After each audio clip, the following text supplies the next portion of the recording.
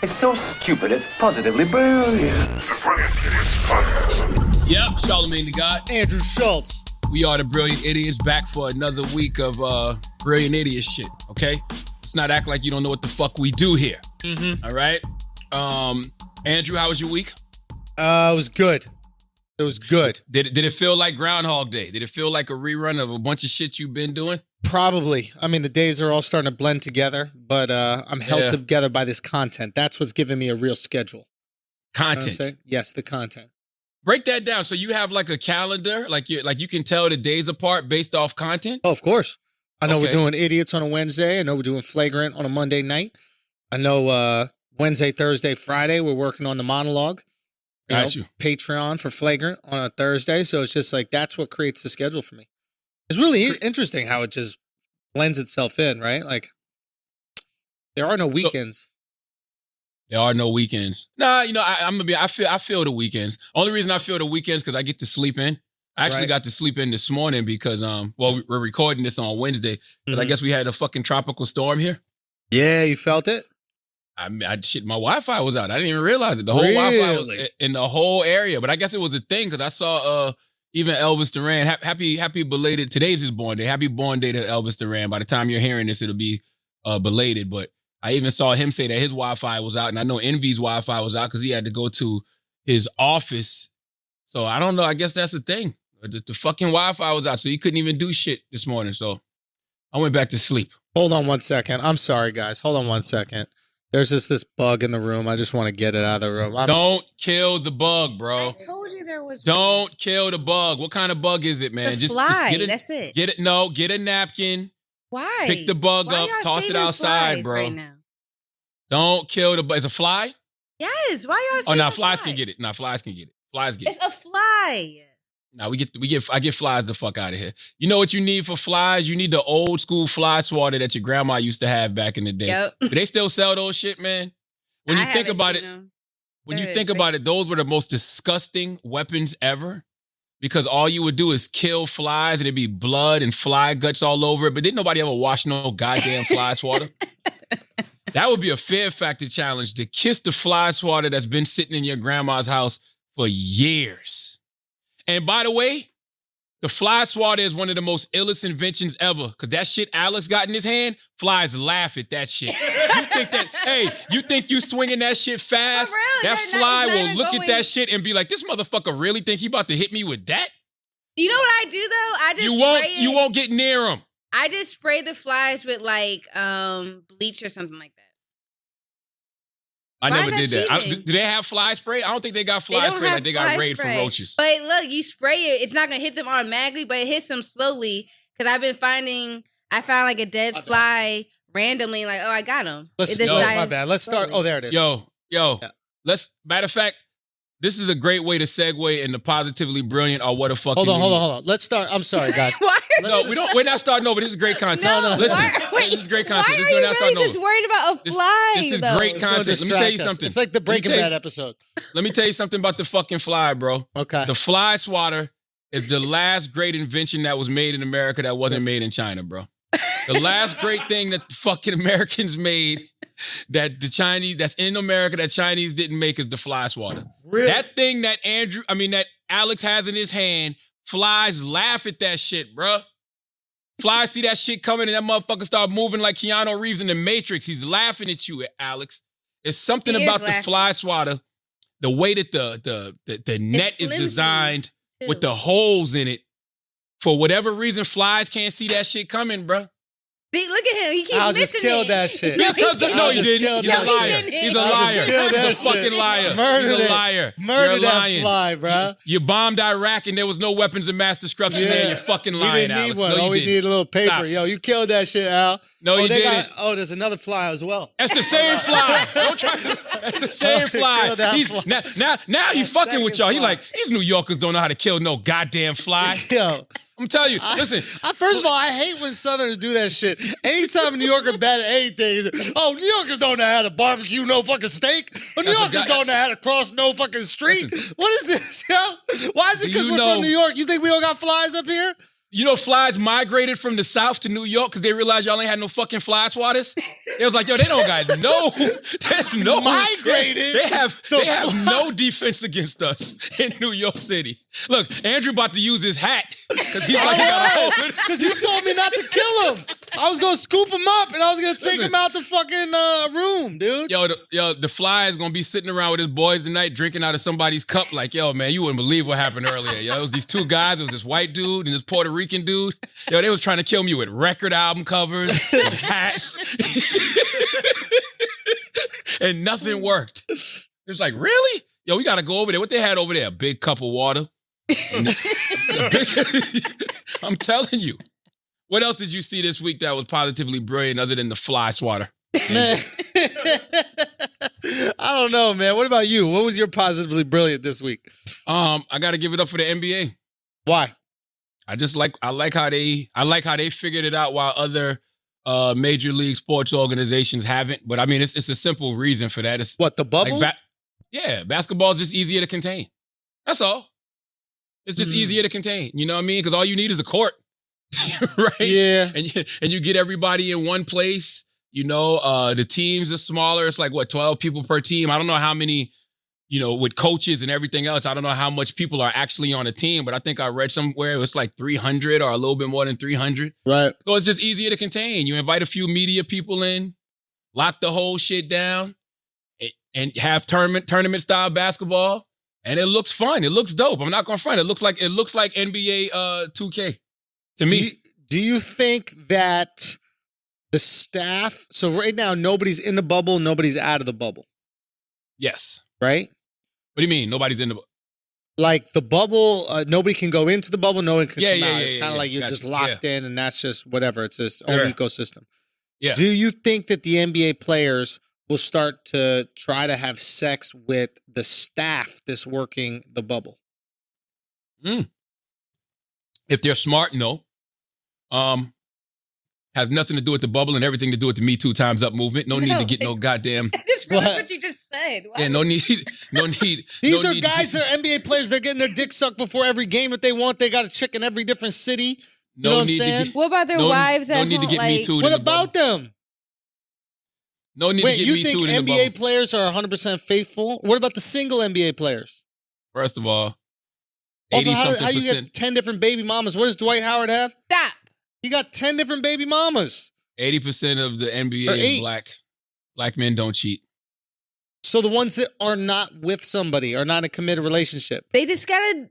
Who cares? Why do you need to have sex? Why do we need to have sex? No, why do you need? I'm not doing why this. do you need to have sex? Is that the question you just I'm not asked? doing this with you right now. You don't need to have sex, but there's nothing you could do in the bubble. There's nothing going on. You can't even hang out with people inside. It's constant basketball. Say what? It's constant basketball, right? Constant basketball.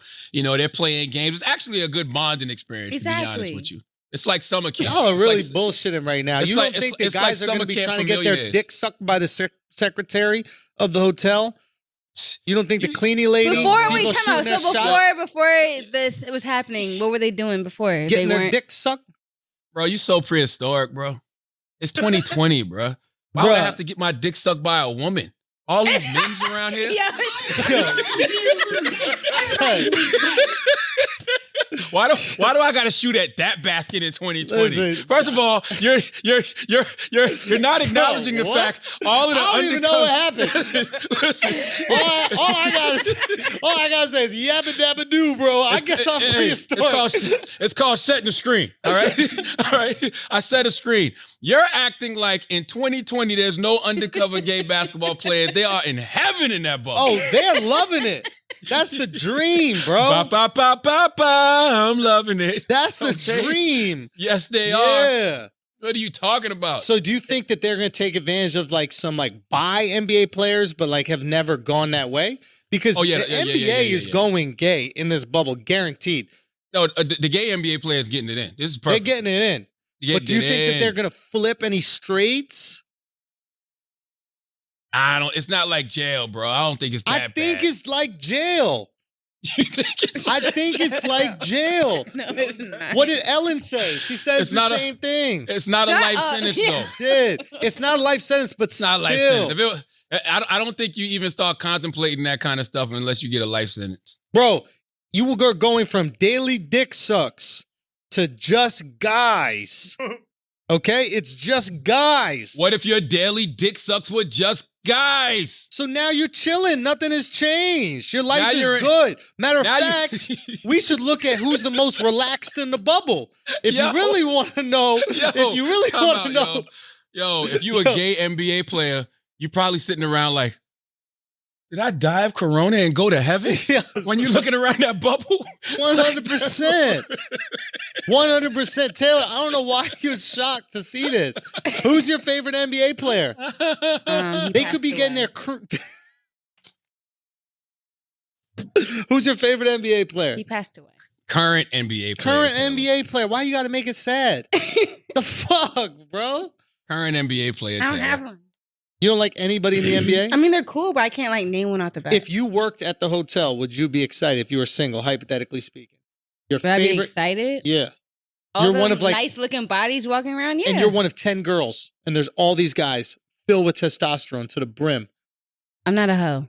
Who said you're a hoe? What that got No to one do with said you being you're a hoe? Y'all could go on a walk. Yo, time around out. the pond. Don't talk to Taylor today. Taylor's All on right. one, yo. Taylor's on one. Yo, Chris was talking to Taylor. Chris said, Taylor was talking about Black is King, right? And Taylor was like, I fell asleep. So Chris said, so you fell asleep to your queen? Taylor said, why I gotta be a coon? Whoa! Whoa, dude! What? What? Whoa, dude! Whoa, dude! You Yo, are his internet was going in and out. It's not like he said cool. Stop. Andrew specifically said to you, you're a one of 10 women. Mm-hmm. You have a choice of all of these different men. Mm-hmm. You said, I'm not a hoe. What that got to do with anything? What does that I'm have not- to do just with it? because Can I just tell all you what it these- was, Charla? Because she started thinking of some whole things. That's why. That's why. She started thinking of some whole things. And then It's not. exactly. Well, Like, yeah, you know because- what it is? It's like when you come home late and your girl's like, what the fuck are you doing? You're like, I wasn't cheating. And she's like, wait, I never asked you if you were cheating. I wasn't anyway. I am not looking at Pornhub. Yeah. I'm not watching no old women on Pornhub. What are you talking about? Yeah, you just outed yourself. So what You was- were thinking of whole stuff. Because what else? What's the end of the question? Taylor, you are Hold a on. Taylor, you are a young Black woman who can make her own decisions. I Own know. decision. If you are somewhere and it's a smorgasbord of men to choose from, and you choose to sleep with one, even if you smorgasbord. choose to sleep with two, that don't make you a hoe. That don't make I me know know. it doesn't, but But they're what? not. They're gonna try to treat me like one and not take me seriously. Why How not? you figure? Just don't fuck one of the duos. Don't fuck Harden and Westbrook. That's Just a don't good fuck point. people on the same team for Don't real. yeah, don't fuck Don't people fuck that nobody are on the beefing. same team. Don't fuck fuck people that are duos. beefing. Also, don't fuck twins. Don't fuck Kawhi and Paul George. Yeah, you got to. Don't fuck Luka and Porzingis. Yeah, That's all. you got to go different division: Eastern Conference, Western Conference, back and forth. That's what you got to do. For real, you can't keep the coochie in one conference. Word up. You gonna fuck. That's the bubble rule. You gonna fuck Zion and Brandon Ingram and then Come wonder why on. they call you out your name. Yeah. Come on. Yeah, Taylor. and another thing that you need to start doing is you need to watch that Beyonce thing so you can put some respect on yourself. Yeah, Because I was talking about you building a relationship with a successful man. Word up. I wasn't talking about no hoe shit. You just jumped out there and volunteered the whole shit. I Yeah. ain't no hoe. I'm not God sucking damn, everyone's Taylor. dick. We're like, we didn't ask you about dick Nobody sucking. said that. Nobody Yeah. said that. All I told you was that you are Golly. a vibrant young woman who would have the pick of the litter there. Might even leave with a husband. You might don't know. leave with you get married at Magic Kingdom. I definitely when it. Yeah. It's in Orlando. You might We as well. This is crazy. We over here thinking nice, wholesome stuff about how you can you. get wifed up, and you just out here thinking about the trains that could get ran on you. That's the This is disgusting, thing. Taylor. That's This the is thing with disgusting. girls these days. That's the thing with It's girls these days. Is projecting their sex nonsense on us, and that's It's not what disgusting. we're about over No, here. for real. We thought Taylor, you were it's gonna have some disgusting. conversations, play a couple rounds of golf with Dwight I Howard. cannot stand y'all. But no doubt, y'all won. Y'all won that round. Go ahead. It's not. You know what? It's not a game to be won. You know what I'm saying? It's really not a game to be won. It's not a Taylor. game, bro. It's not not. a game. We're out here So you because don't- we care about you. So you don't like the new NBA format shows? No, it's not that I don't like it. I actually think they did a really good job visually. It looks fine. for me, it doesn't mean anything yet. Really? Like, I'm seeing the games and I'm like, what is it? It's like still the regular season. Like, what? Like, these games to me are like preseason. It feels like preseason. Once we get into playoffs, I think I'm going to take it seriously. But these games I could give a fuck about. Yeah, they balling, though. I'm not going to lie. Like, they balling. I mean, I guess because they don't have anything to do but play ball, and they haven't played ball in months. Yeah. They balling. Yeah, they're going for it? Yeah, I think so. The one question I have is, like, are you going to get the same effort from the players without the crowd there that's like cheering them on? Like, you know those moments when it's like Steph Curry is going crazy, he just hits 4 threes in a row and the crowd's erupting and everybody's losing it. Are you going to get those same moments without the crowd? I would love to know. That's a great question, and I would love to know what is the percentage of crowd energy that people take in. And what I mean by that is when you're an NBA player, a certain portion of you, a certain percentage of you on that court has to block all that shit out, right? Yeah. And you have to do that home or away, because I don't think it's something you can turn on or off, meaning like if you're on an away court and people are booing the shit out of you, you got to block that out. But if you're at home and people are even cheering you, you still kind of got to block that out just to perform and get in here. It's kind of like what my daddy used to say, you're never as good as they say you are and you're never as bad as they say you are, so you don't really pay attention to either or. I wonder how much, what's the percentage of just crowd noise and crowd energy they block off and don't take in. Yeah, or maybe it's something that inspires them either way. Like some people might get inspired by the boos. True. You know, and it motivates them. It's like, oh, I'm going to lock this guy up now. There's no way he's going to score me if everybody's going to be booing me like that. You know, I can't wait to give him buckets. But I will say the one thing that we don't give any athlete enough credit for is because I think we don't recognize the mental fortitude it takes to be them. Our emotional fortitude it takes to be them. Because I think a lot of times when we think mental, we think IQ. So you might hear one of these guys talking in an interview, and they may not be the most intellectual or articulate, but on that court or on that field, they have high levels of IQ. So I think that they have to go places in their mind that we don't go on a regular basis. Right. So I actually think not having the crowd will make for better basketball because it's going to make those players have to dig deeper into their psyches. You know what I mean? Yeah, or it could benefit the mentally weaker players, like the players that get nervous, the players that, you know, they choke under pressure. Now they're not going to feel that same level of pressure because there's not going to be 20,000 people screaming at them every time they fuck up. Yeah, it's going to be interesting. The playoffs will be interesting. I'm excited to see what happens, man. I'm really excited to see what happens. I am too. Positively brilliant this week. What else did I see that was you know what I thought was positively brilliant? I think The Rock buying the XFL is positively brilliant because I think you could put that in the same type of bubble as you can put the as the NBA did. Whereas the regular NFL, I think it's too big to bubble. There's just not enough football fields in that close of proximity to like lock everybody in. Yeah. So there is a chance that if the NFL gets shut down, baseball might get shut down, all these different leagues might get shut down because Corona seems to be taking out players. There's a chance that maybe the XFL is the only football that we watch this year, and then it could blow the fuck up if they bubble it. Why the fuck was the XFL so cheap? Bro. 15 million? Because I don't know what you're buying. I think you're just buying the brand name. I don't think you're buying anything else besides that. It's not like there's, like, what else is there to buy? They don't got a stadium. They don't have, like, a office. They don't have anything. Oh, yeah. So you're just buying the brand of the XFL.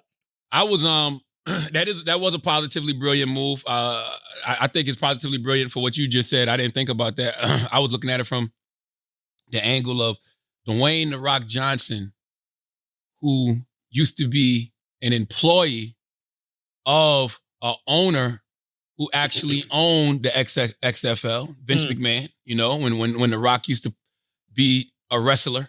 And so Vince owned the WWE and the XFL. I just love to see somebody come from that to putting himself in a position to where now he's an owner of something. Like The Rock has come up and become a boss where he once was a worker. Right. And it started there. It started in the WWE. That's how the brand of The Rock was built to become Dwayne "The Rock" Johnson, the highest paid actor in Hollywood. Now he's buying something that somebody he used to work for used to own. Yeah. I think that's dope. That's the kind of energy that I like. You know? It's kind of fire. It reminds me of the intern who becomes the CEO. Yeah. You know, and I think that The Rock, you know, learned business somewhere along the line. And you don't see wrestlers making those kind of moves. I can't think of too many WWE superstars who went on to become as successful as The Rock after wrestling. You know? I can't think of any. Yeah. Who? Yeah. I can't think of any. So I thought that was brilliant on his part. What a fucking idiot, man. I even hate to put him in what a fucking idiot. Oh. Because I think it goes back to what I was just saying about ball players, right? Like, just because they don't articulate well when they're in interviews doesn't mean that they don't have a level of genius. And I think it takes a level of genius to be your president, bro. Yeah. Just a little bit. Because the way he handles himself in interviews is incredible to me. Yeah. If it wasn't the fate of America at hand, it would be the most interesting, entertaining thing to watch. Because the things he says, I hate that I understand what he means. Yeah.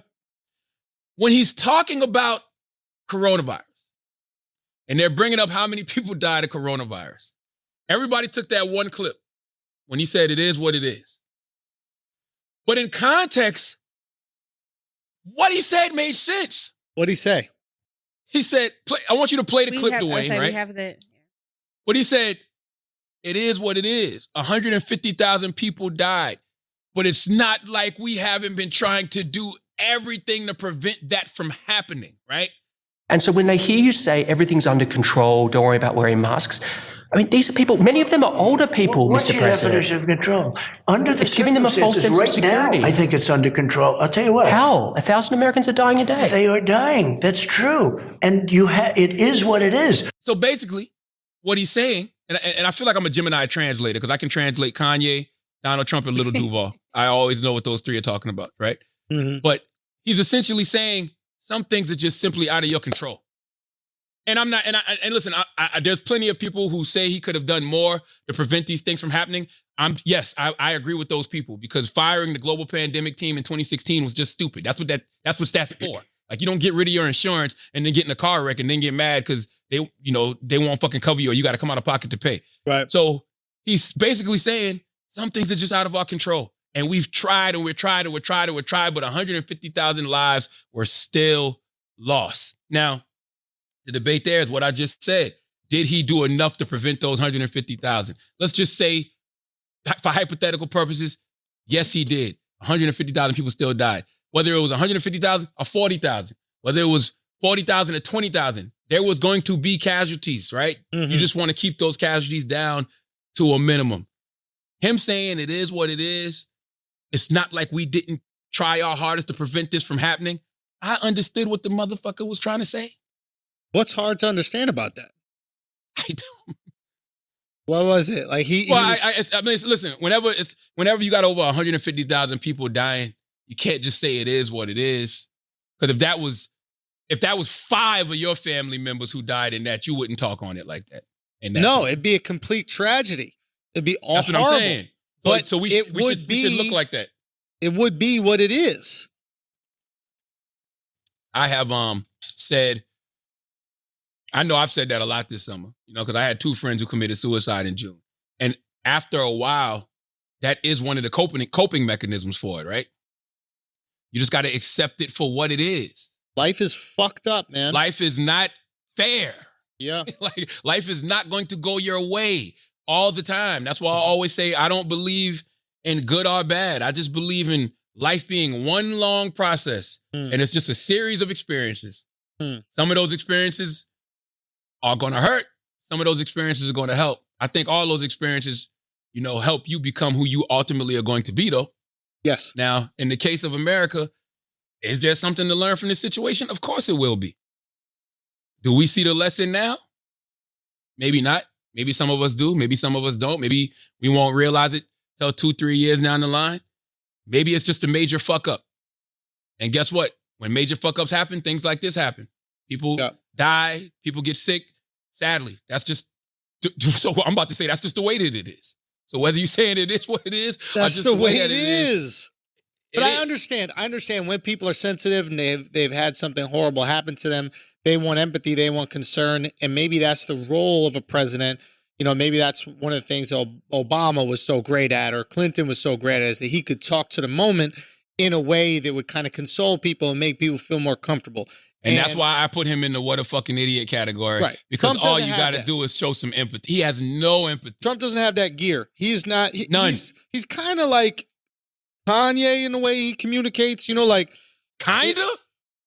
yeah, like in a, Kind of? okay, very similar. And Yes. I mean that in terms of a compliment and a diss, because if it's something that resonates with people that Kanye says, right, it's exalted. People love it. George Bush don't care about black people. People talk about that to this day. He just spoke to the feelings, and I'm sure Trump has a million lines that are similar to that, right? Which people are like, yeah, fake news, yeah, crooked Hillary, yeah. He knows how to like market ideas. But if you're going to him and you're like, he's not the guy that you go to and be like, I'm feeling sad today. He's gonna be like, he's Like, an old. it is what it is. Yeah, he's an old school father. It is Yeah. what the fuck it is. Man, the fuck up. Man up. What you mean you feel sad? What's What sad? you mean you feel sad? Put some makeup Fucking on. sad. You guys don't think he has a responsibility as the person effectively in charge of the federal government for coordinating this country's response to that? You guys are just going to let him off the hook for that, and it is what it is. Chris, you're not listening. Chris, I'm Chris, hearing I everything know. you're saying. And by the Chris. way, you ended it with just like how Trump ended it. You said it is what it is. yeah, Chris. Okay? Yeah, That's Chris. What, That's Take not what what we're he's saying. Time out. What we're saying is exactly what you're saying, Chris. Yes, as president, he Yo, should have empathy. He has Chris a wants responsibility. division. He has a responsibility to keep the temperature of the country down, but he's not capable of doing that. Listen, Chris He's just not. wants division in this country, bro. We all know what side Chris is on. Chris come is on, working goodbye. for the Chinese.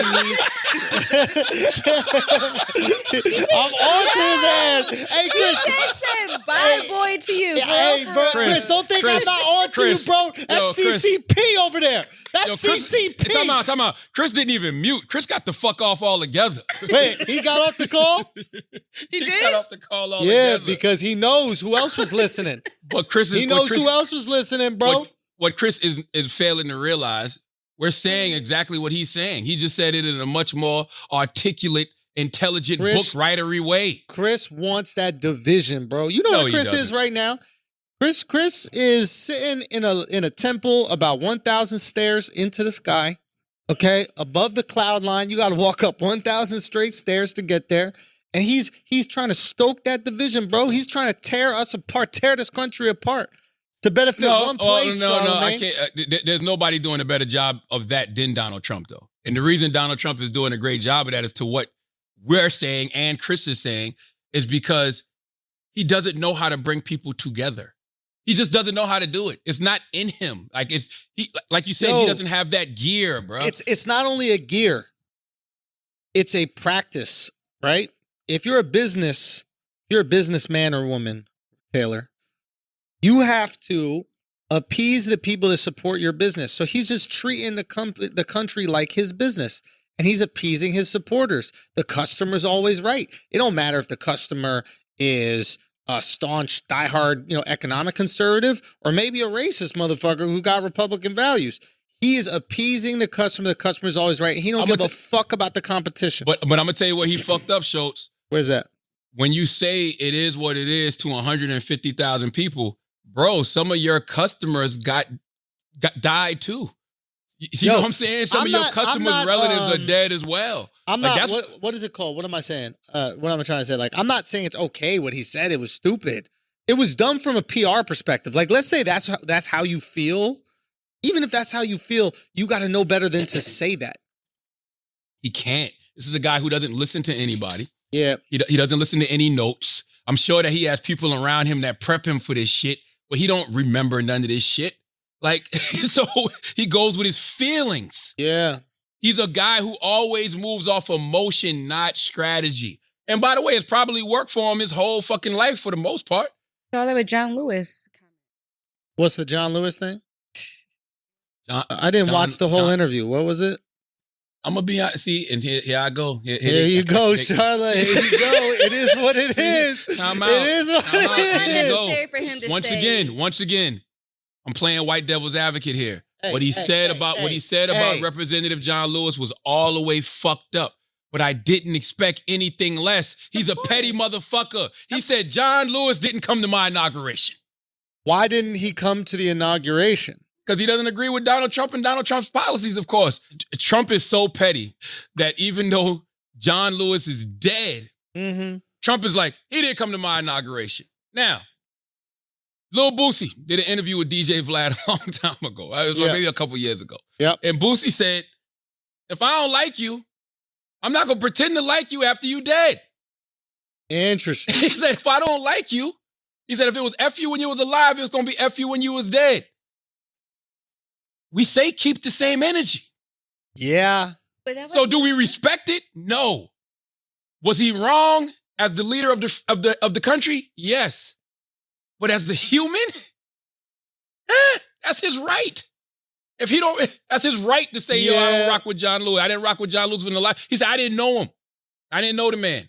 Yeah. I didn't know the man. He didn't come to my inauguration. I know that much. So, I mean, you knew him enough to know he didn't come to the inauguration. Because he's petty. He's the type to keep names. Who didn't come?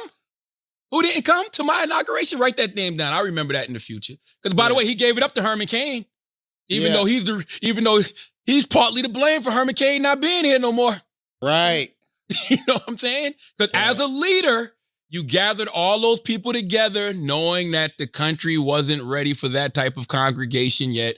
This man caught coronavirus. This man passed away. Didn't wear no mask, was on Twitter saying how, we don't have to wear no mask. America's tired of it. Now he's not here anymore. That's why certain things I don't like. You can't play with certain energies, bro. You just don't do that because you just never know. So Herman Cain played with that energy and he died from that energy. Trump gave it up to him.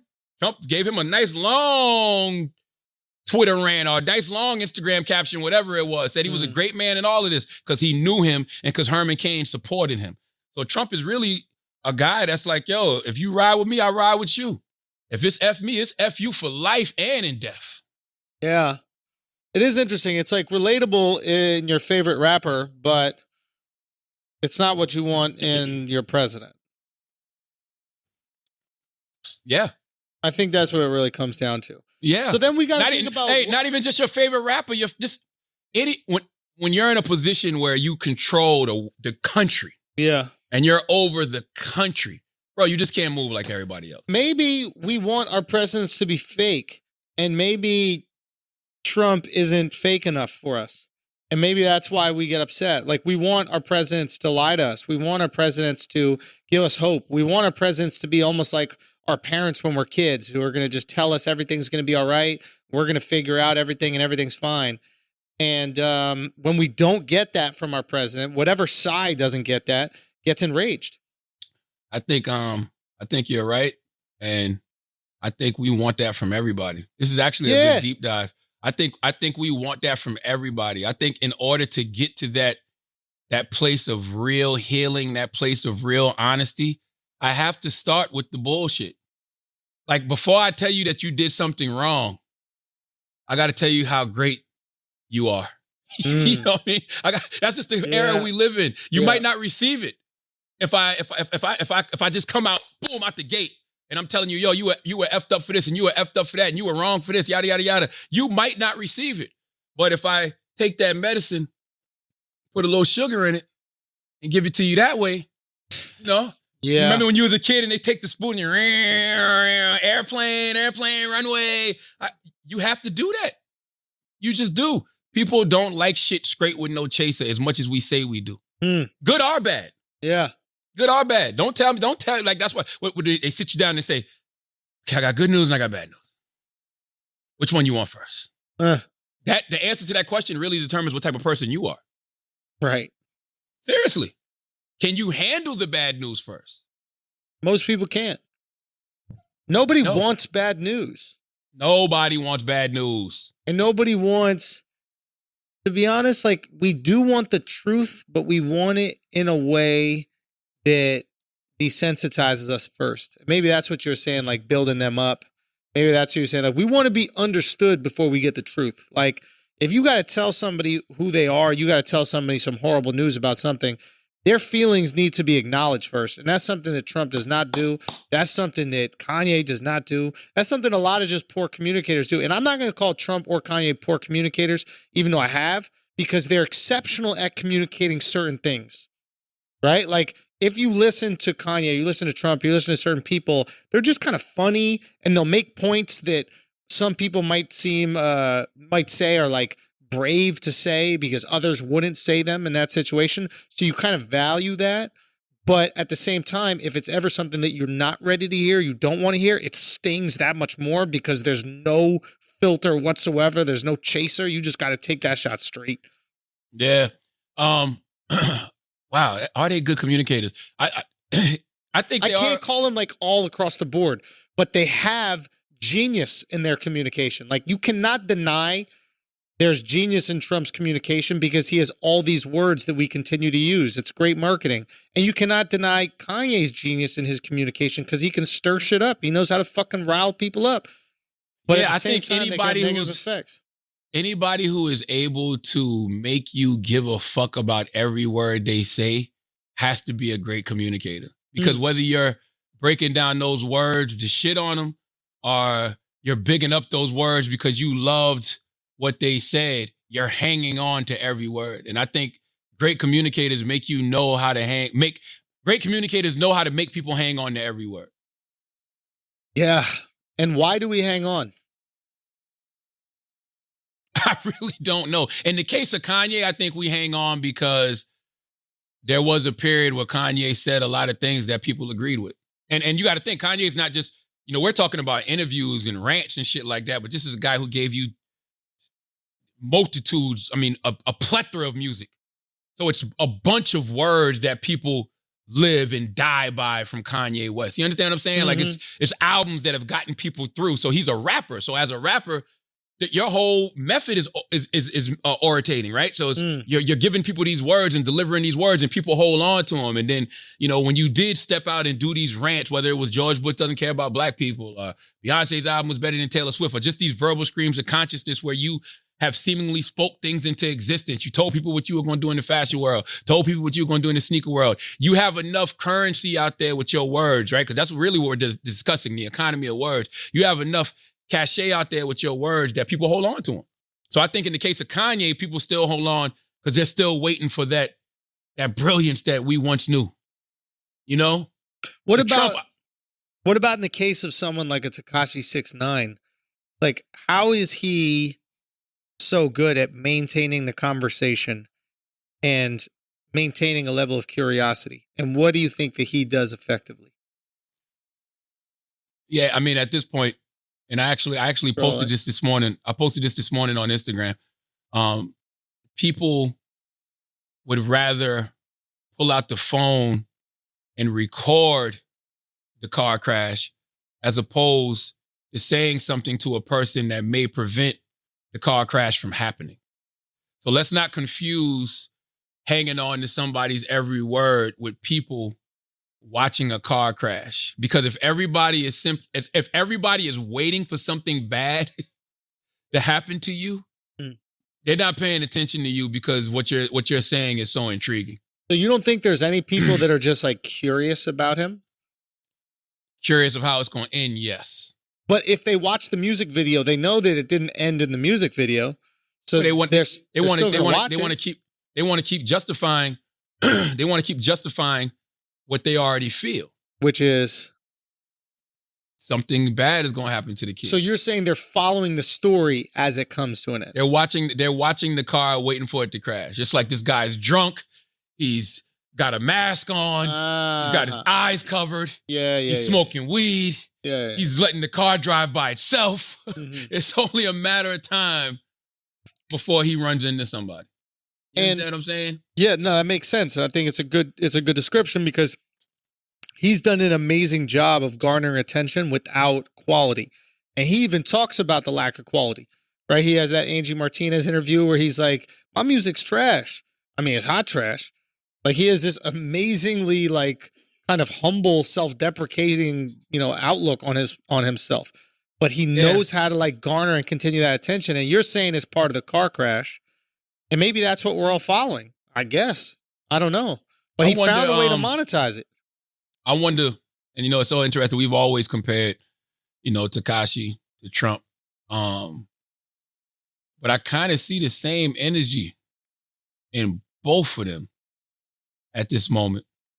And it's kind of like a drug dealer who knows he's about to go to prison.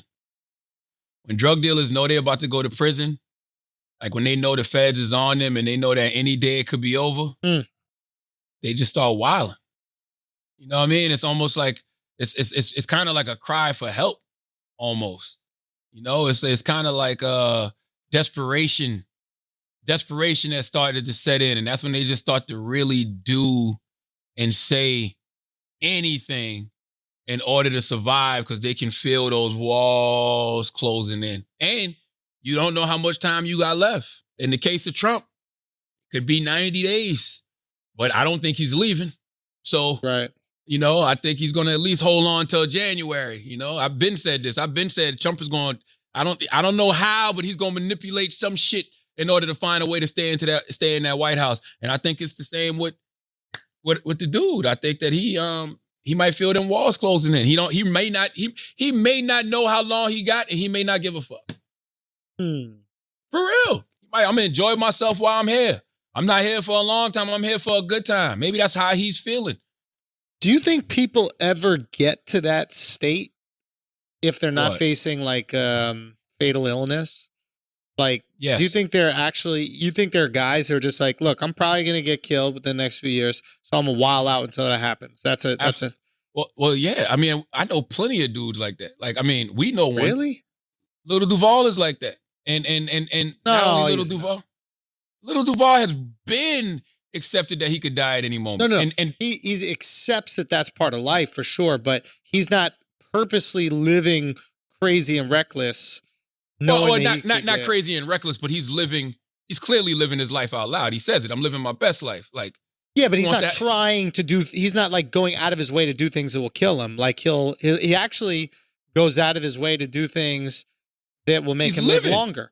Yeah. He's living. And by the way, I don't think dude is doing anything to get himself killed. He's clearly not. He's walking around with 100 security guards. I'm just simply saying, if you know people are gunning for you, right? If you know people want you out of here, if you're not even sure, you don't know what could happen. You're going to live your life freely as possible. All right, I got a question. He's signed to a label, right? And the label works with him on like creating these videos and like marketing the songs and all this other stuff, right? Mm-hmm. We have to assume, right? Mm-hmm. Intimately involved in him. I assume there are other rappers signed to that same label, no? Yeah. So why aren't they coming at the label for supporting a snitch? And why aren't they coming at the label for protecting a snitch and enabling a snitch? And because I think they understand business. I don't think they stupid. They understand business. Like, why would the label give a fuck? Why would the label care if... But you're signed to that same label. So? It's business. So when it comes to business, you're okay to like be around snitches and that kind of stuff? Well, I don't think that they expect any of those executives to follow any of the same street codes that they do. Why would they? But they don't feel uncomfortable being like part of a label that like is with snitches. I mean, even if they did, what could they do? They're under contract. Right. So it's like, what could they do? Like, what they could do? Demand a trade? Trade me to Def Jam. I mean, they could Cameron that shit. Wave me. Isn't that what Cameron did? Didn't he go in the building and just say, hey, I'm out? Didn't he go into Def Jam and like slap somebody around and say, I'm no longer part of this label? I never heard that. Def Jam or something else? Wasn't there a story about that back in the day? I never heard that, but guess what? Even if you did, so what? If you under 5 albums, you got 5 albums. You can slap me up all you want. Nah, he got out of it. He got out of the contract, apparently. Probably because he turned in all his albums. I think he just pulled out a pistol. No. Yo, look up the story. I don't think I'm making a camera. Andrew 22? Shit. God damn. I think, bro. How you just make up a whole story about Cameron like that? I didn't make it up. It's not Cam. Is it someone else? Jesus Christ. I don't know. I've never heard that story. Noriega? I have no idea. What you're talking about, Master P, when he said? Nah, look it up. Maybe is it one of them? Oh, by the way, or Ice Cube, you talking about him being upset? Why? By the way, what? Positively Brilliant, No Limit documentary, man. Listen, this is why. I mean, I'm just speaking for myself right now. Hip hop is the greatest genre of music of all time, only because there has not been a genre of music that transcends generations the way hip hop has. Like, maybe I could be wrong. I'm just speaking for hip hop and R&B is what I grew up on. So maybe it's different for me. Andrew, you might have your parents might have grew up on rock music, and you might still be into a lot of these rock artists to this day. But I'm talking about the fact that Master P No Limit documentary can come on BET, debut at #1 on BET, and be number 8 in all cable programming in the top 10 throughout for all cable, because people are so into these iconic superhero-like figures that have come from this genre of hip hop. It's actually unbelievable. So the documentary's out right now? Yeah, it's 6 parts. 2 parts aired last week. 2 more parts aired last night, even though we're taping this on Thursday, so I haven't seen this week.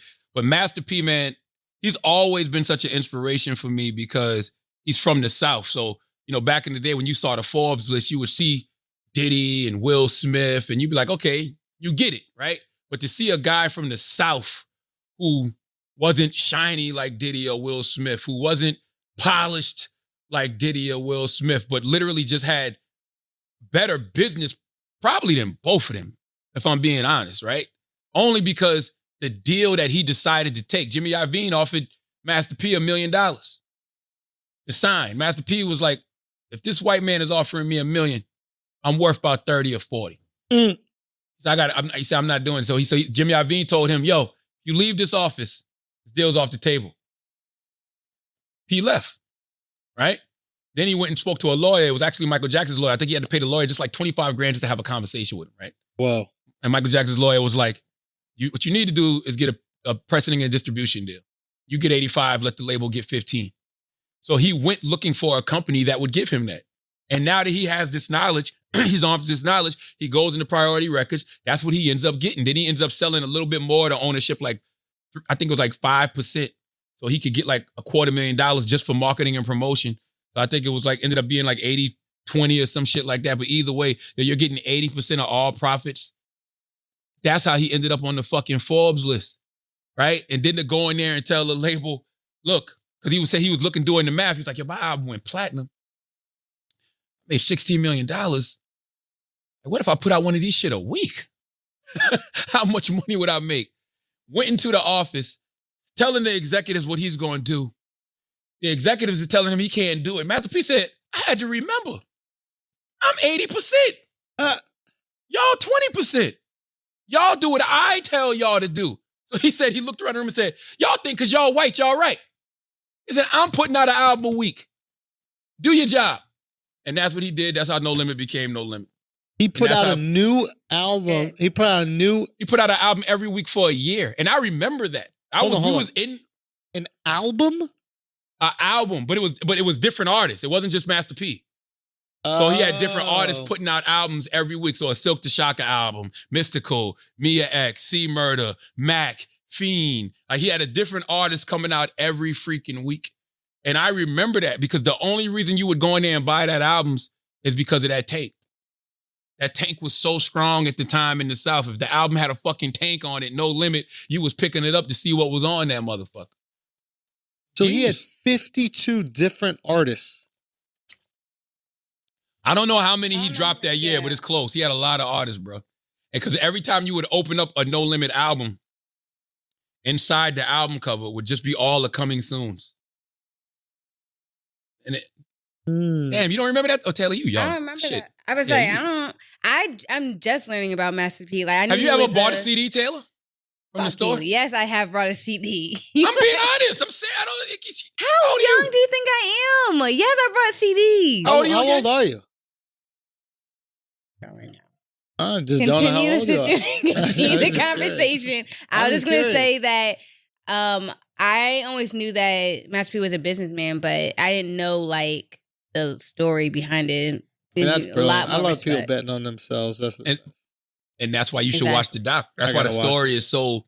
I just loved his dance. Remember he would do that shit? He'd go, bruh, Master P had an amazing life that people don't talk about, man. Master P fucking made two and made. I don't know what the hell that is you doing. That's to make him say nah. Make him say nah. Make him say nah. Don't do that again. Don't do that. Master P was on 2 NBA preseason teams, bro. I remember that. He had a sneaker. Remember that ugly ass sneaker he had? He did, but he don't stop. And he was on Breakfast Club this morning. That's what he was talking about. He was like, man, what you need is product. Product is what separates you from everybody else. That's what you want. You want to sell product. And he's right. Everybody that's filthy fucking rich sells product, bro. What do you think his competitive advantage is? Being from the South? But outside of that, like, there's a lot of people that are from the South, right?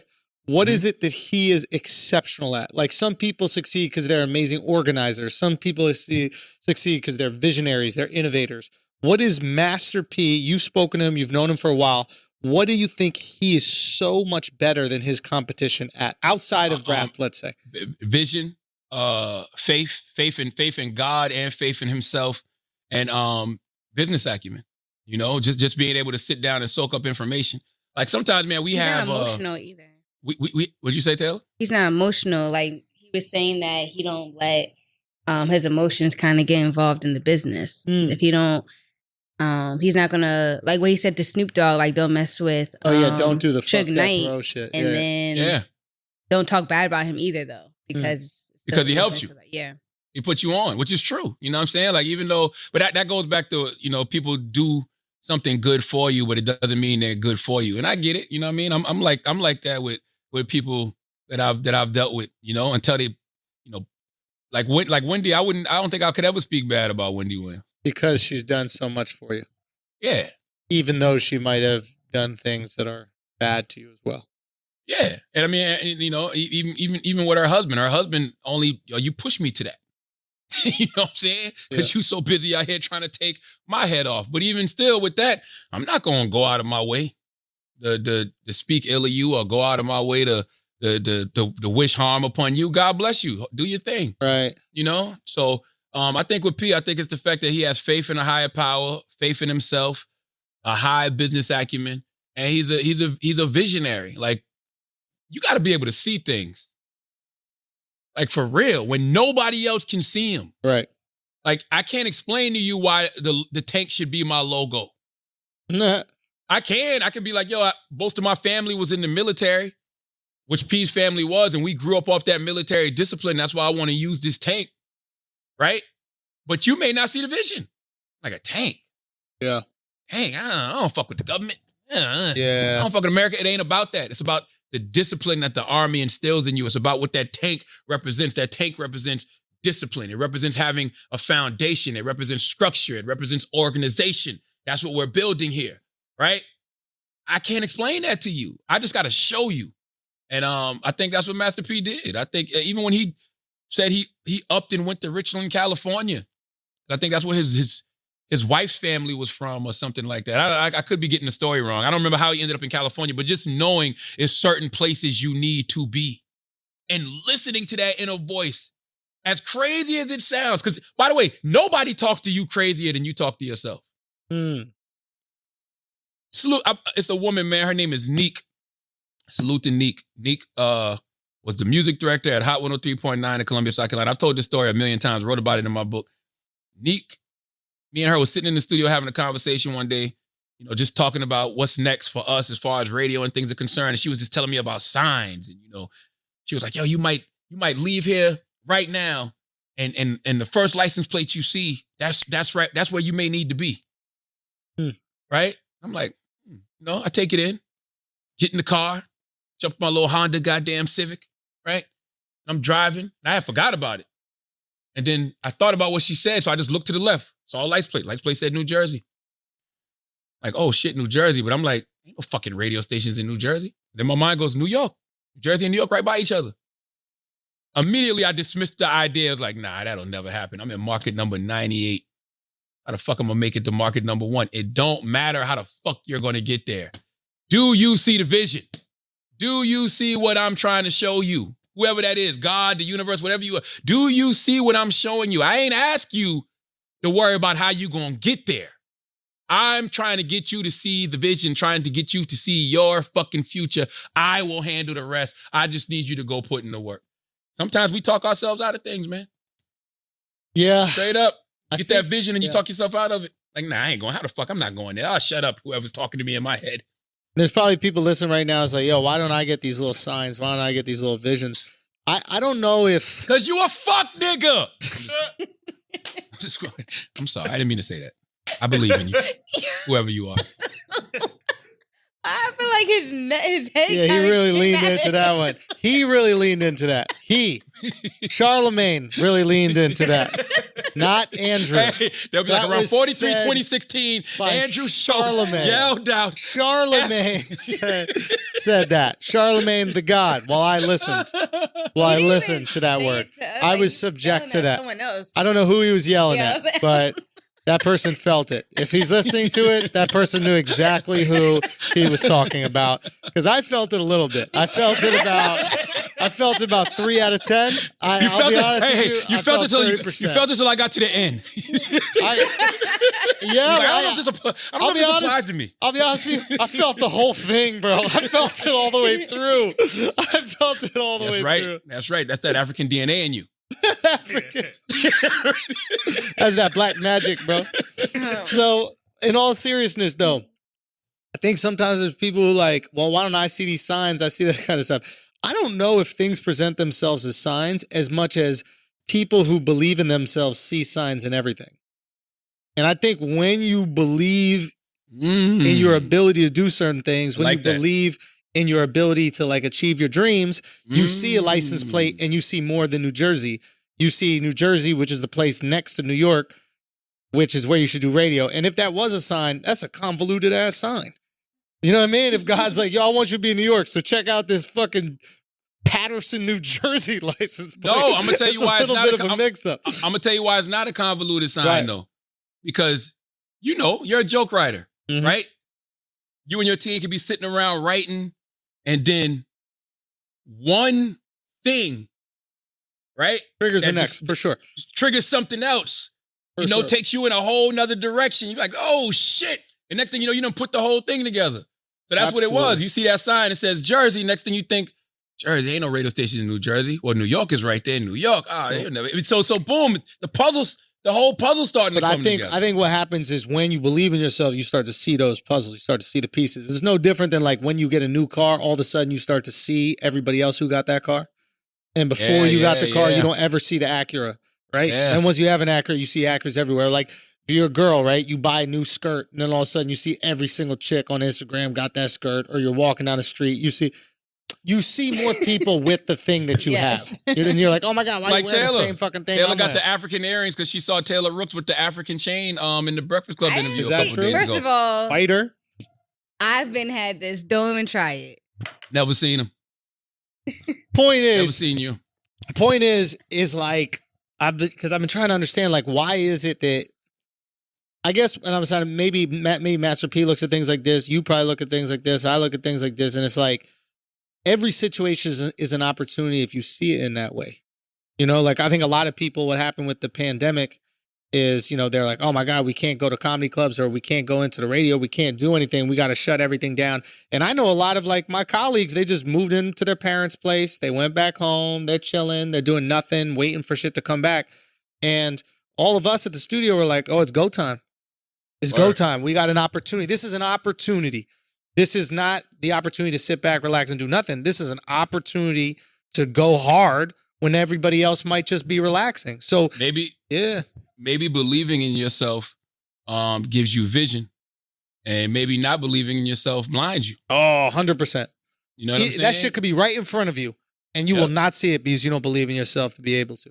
You got your head down, you're moping, you're not paying attention. That's why Tupac said, keep your fucking head up. Yeah. You know what I'm saying? Keep your goddamn head to the sky. Like, for real. Like,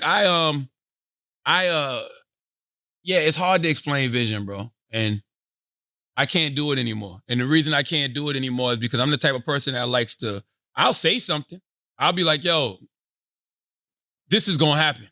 Yeah. Or or that person is next. The only reason you might remotely catch me explaining it because we got a fucking podcast and we got to fill an hour and a half. Other than that, I wouldn't care to explain shit to y'all motherfuckers. I'd just rather show you. I'd rather say it. And then see it happen. And then when it happens, it happens. Yeah, you know, because what happens when you have belief in yourself, your vision opens up so much that, bro, you really do start seeing what could happen for everybody else. Yeah. I'm not even joking. Yeah. Like that's why the person, people think that the person that has success is the person that people go to. It's like, no, the person that people go to is the person that can see things that you can't see. Yeah. You know how many people around me see things in me that I haven't seen in myself that have gotten me on the path that I'm currently on? Right. And that shit don't be having nothing to do with radio, don't have nothing to do with TV. Yeah. And, I mean, don't get me wrong, there are people that have definitely seen those things and be like, damn, could I do that? Right. You have to be that kind of person. Can you see something in somebody that they can't see in themselves? Can you see something someone is doing and be like, yo, you know where that person really should be? Yeah. They should be doing that. Right. And guess what? The person that you're talking about has to believe in themselves or they're not going to believe you. Yeah. That's what they have to believe, that Straight their up. ideas are good. They have to believe their ideas can be successful. I remember something that Duval said to me once, and it's something I always remember. It's if you can't change the situation, change your perspective. And that is what I take into everything that could ever happen in my life. If I cannot change the situation, change perspective. I cannot do stand-up comedy right now. I could just fucking be angry and bitch about it all day and whine on Instagram about how much I miss being on stage, or I could find another way to tell jokes, or I could find another outlet, reach even more people. You've reached more people Facts. in the past 4 months than you have in your whole career. like it's not even close. But I wouldn't even be here if I didn't have that idea, right? And I think that I gravitate towards it because it's something I have in me already, but he articulated it so well. So now when I see this thing happen, when I see stages shut down or even anything, it could be anything with podcasts, it doesn't matter what it is, my mentality is not to go, oh, how fucked are we? My mentality to go is, how can I take advantage of this? Let's talk about it, right? Yeah. I like celebrating my people. Let's talk about it because Andrew did something that for years I never understood why comedians didn't do. Because I always, and you know, comedians tried to explain it to me over the years, and I just always thought that was whack. First person I saw do it was Kevin Hart, right? Right. And what that is, come out with new material all the fucking time. Right. I used to hear comedians say, oh, well, you know, I took me years to do this hour set, whatever, yada, yada, yada, this and that. And I'm like, rappers write raps all the time. Right. Authors write books all the time. Like, all of this shit that's happening in the world every day, I listen to comedians. Y'all funny all the time. Right. Why can't you go out there and give some of this shit out all the time? Andrew, you did that. You said, fuck it. I'm going to start giving some of this material away. First, it was cutting up your stand-up specials. Then it was, man, let me sit down and break down some of this shit that's happening during the week and just throwing it out there. Yeah. You know how many comedians are scared to death to do that shit, bro? Man, they should be. It's a lot of work. So? It's a lot of work, bro. What's easy? Tell me what's easy. Nothing good is easy. I will be honest, nothing good is easy. But no, it is a lot of work, bro. But yeah, just it's a lot of work, but it's effortless for you. Thank you, man. It's a lot of work, but it's effortless for you. Deepak Chopra talks about the law of least effort. The most effortless thing for Andrew Schulz to do is make a joke. I appreciate that. That's just the truth. Like, that's your thing. Like I said, so even though it is a lot of work to sit down and do, the easiest thing for you to do is make a joke. Yeah, we actually try to get you to stop making jokes That's about every true. fucking thing all the goddamn time. Because you take something serious just fucking once, Andrew Schulz. Please. I gotta shout out my guys, man, who do the monologue with me, Alex Media and Mark and Robbie and Miles, you know, just for putting in the work every single week, because that shit is a lot of work, a lot of sacrifice, a lot of angry girlfriends. So I appreciate you guys. Thank you. Well, a lot of angry girlfriends over here, bro. We got pissed off wifeys. Hey, don't think for 1 second I'm not offering y'all some goddamn money to come in my writers room. We know we got you. We got you, bro. Because motherfuckers talk about diversity in the writers room. We got some white boys in there, bro. I need some wild ass white boys. Right? I need some wild ass white boys that are in here challenging. I'm not even joking when I say this, bro. I need enough of everything. And I want this to be a lesson for everybody. You need enough of everything to keep you centered. Yo, can I explain some shit to you, bro? And I mean this sincerely, and this is why, and I'm not saying this as like some like liberal talking point. I promise I am not. I'm telling you this as someone who has experience writing these monologues every single week. When you have a diverse group of opinions, you have a better product. The fact that these writers' rooms for these shows could only be one group of people explains to me why they always have one opinion. Yes.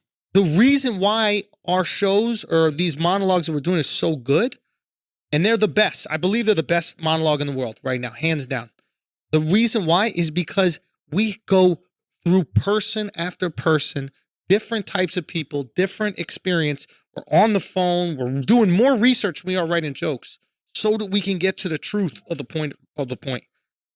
How all these late night shows are just a bunch of white dudes, how they do, it's like how SNL is just a bunch of white dudes. Well, now they've diversified SNL more, but like, it's mind-boggling to me. Why you wouldn't want to have different opinions, because it makes the joke better. It makes it more nuanced. It makes it more specific. Do you know what I'm saying?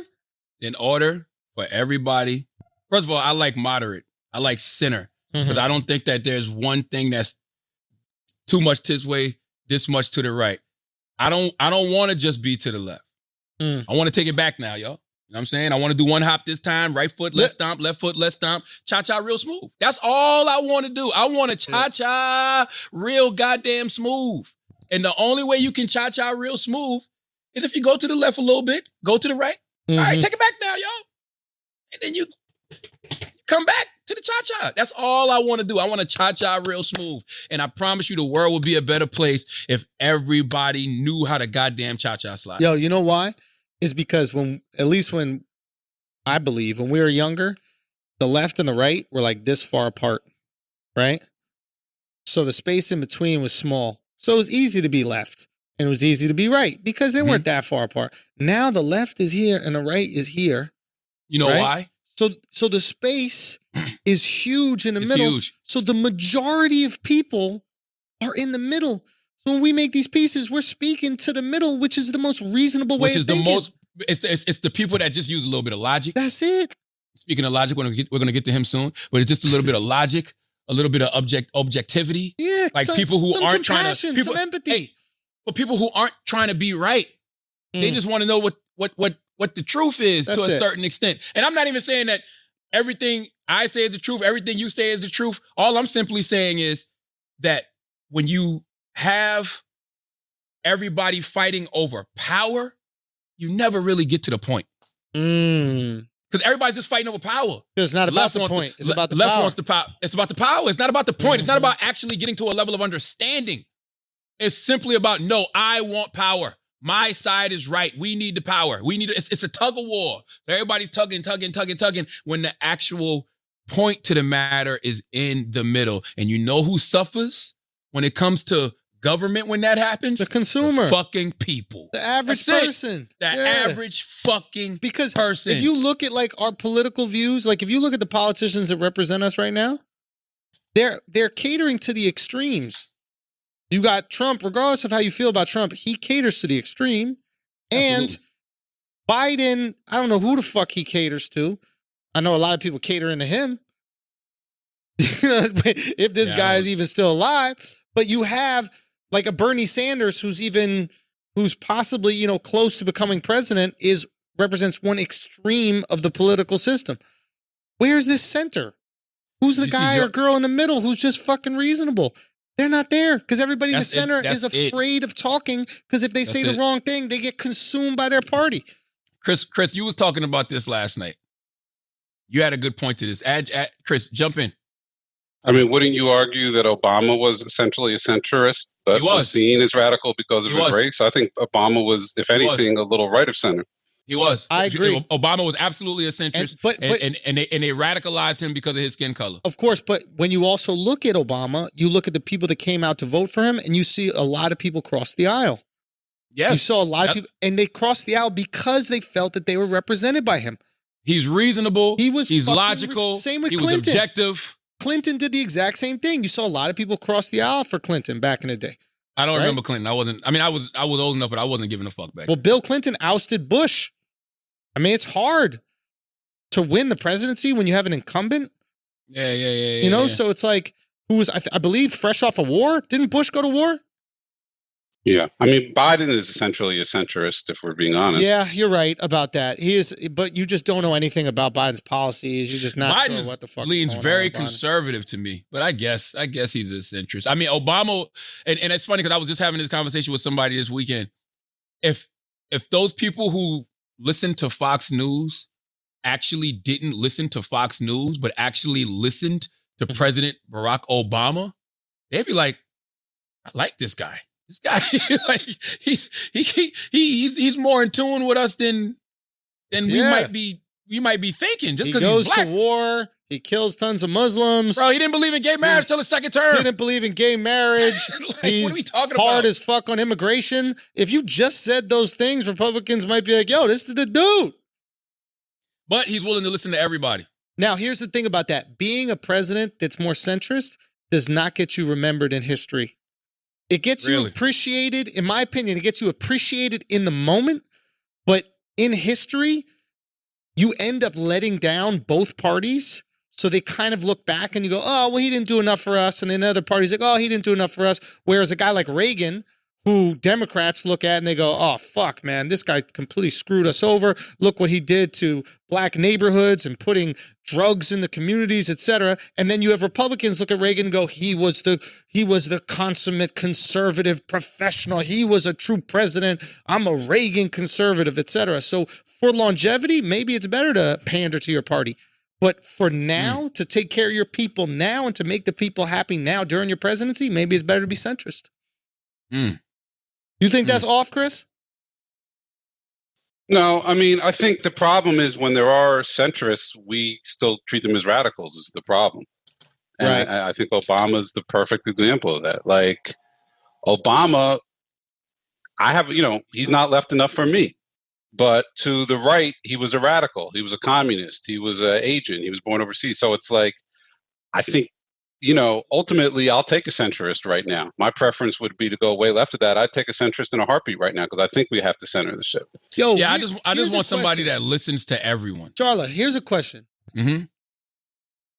How much should we sacrifice in our presidential selection? Like, I understand we should be selfish in who we choose to be president of the United States, but should we also be selfless? So should we also go, okay, I don't really care about this thing, or this issue doesn't matter to me, but I understand it really matters to these people, and I can support this guy who's looking after them. How much do we sacrifice in our decision is what I'm trying to say. Well, it depends on what position you're in life. Like I've always said, vote my interest. I'm gonna vote my interest, and my interests happen to be, black people. I'm just honest about that. You know, and I care about the economic equality of black people. But if there's something that can benefit other oppressed and marginalized groups, just anything to help people. Like, it don't even matter. Like, if something is going to help, and I see that there's somebody who can get in position and implement some policies that's going to help people, yeah, I'm all for that.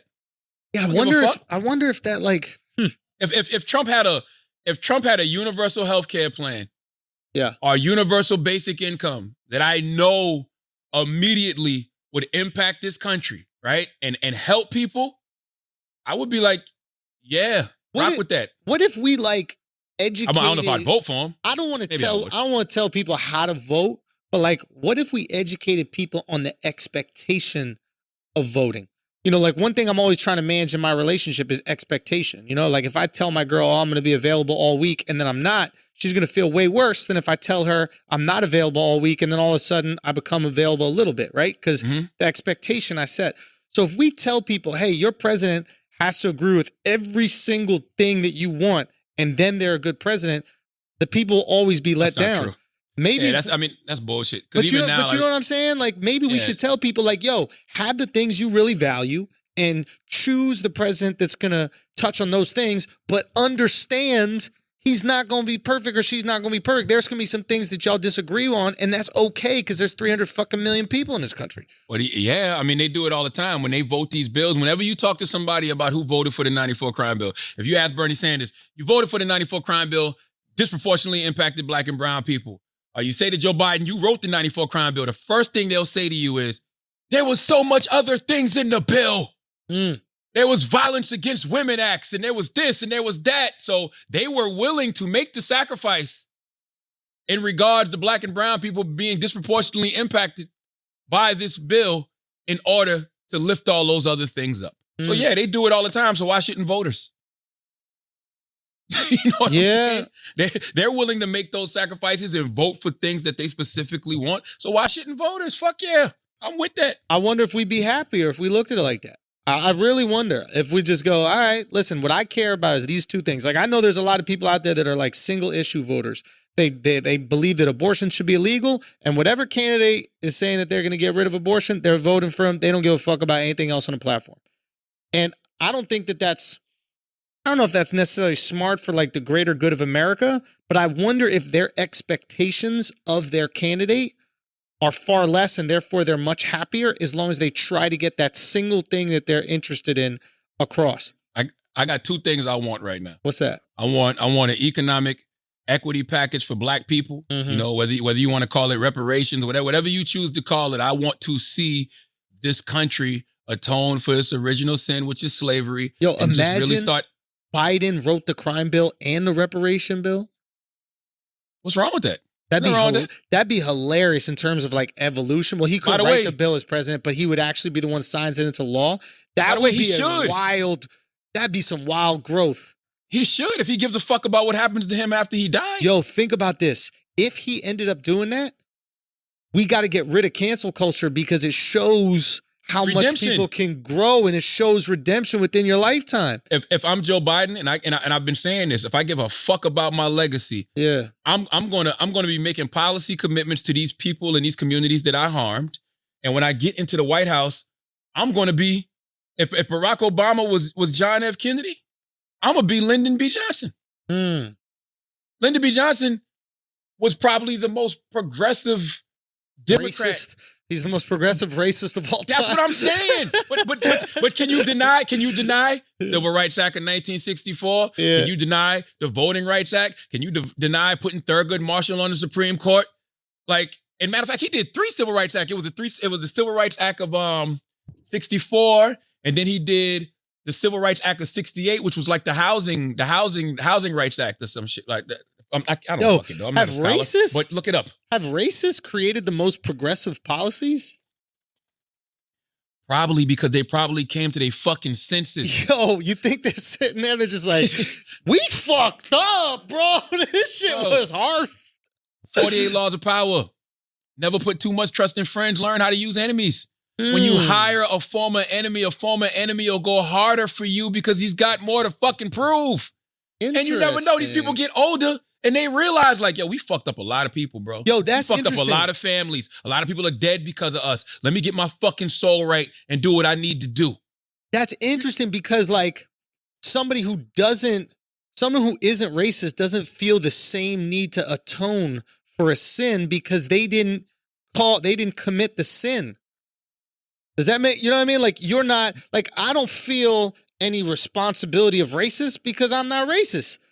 But I understand what you're saying, but think about it from this perspective as well. If you're a white person and you have empathy and you watch this. This is what I was trying to say. If I came from a racist ass family, right? And like my parents and shit were racist and I grew up in this racist environment and I was the first person to not be racist, I think I'd go above and beyond because I knew what I was fighting against. Absolutely. But I came from this like progressive loving family. So when I see racists, I'm like, oh, that's just a couple people. Like, I don't realize that that's a lot of people. That's what all white people should do, especially if you're hang out with some racists. No. So they realize they exist. If you're a white male, that maybe you do need to hang out with some racists, change their fucking minds. But if you're a white male who has a privilege, if you're in a privileged position, you're in a privileged position and you have that privilege and you have that power, treat every other oppressed and marginalized group like you do when you get on a plane and you see somebody struggling with their back? Let them put it up because it's Corona and we're not doing that. I ain't putting your bag up. Listen, full of Corona. every man, you're a piece of shit. Every man, when I see certain people get on the plane, I help. Yo, you need help with your bag? Whether it's an older woman, an older man. What if it's a kid? lesbian? What if it's a lesbian and it's like the tough lesbian? It's the butch. I got to look at the biceps, baby. Are you going to help the butch? Are you going to emasculate the lesbian in front of her? I got to see what the biceps look like. What them biceps look like? I'm looking at the bis and the tries. Okay, what if the bis and the tries? What if the bis and the tries are not it? But she got a shave side of her head. I'm always helping. By the way, when I get on the plane and I see somebody in front of me, it's two reasons I'm always helping. Right. I got 3 kids. Can I get let me help you get the fuck on. You know what I mean? Go. That's number 1. All right. Yeah. Number 2 is just common courtesy. Right. And by the way, some people get offended by that. I don't need your help. All right. I didn't say you need it. I just offered. I wait to see them struggle a little. Like, yeah, but by then it's too late. Girls will let you know if they want you to help because they'll like go for the bag and they'll be like, they'll make sounds and shit. I've only rode on a plane like twice this year, but the new shit I've seen is they'll have their bag, and they'll put their hand on their hips and they go, yeah, they'll look around. Yeah, they start grunting, making noises and shit. Yeah. Will anybody help? Yeah. And it's not just women. I do it with older guys. It's just anybody that I feel could possibly use my assistance. I can't do it to a dude, bro. I can't disrespect. Even an older guy? No.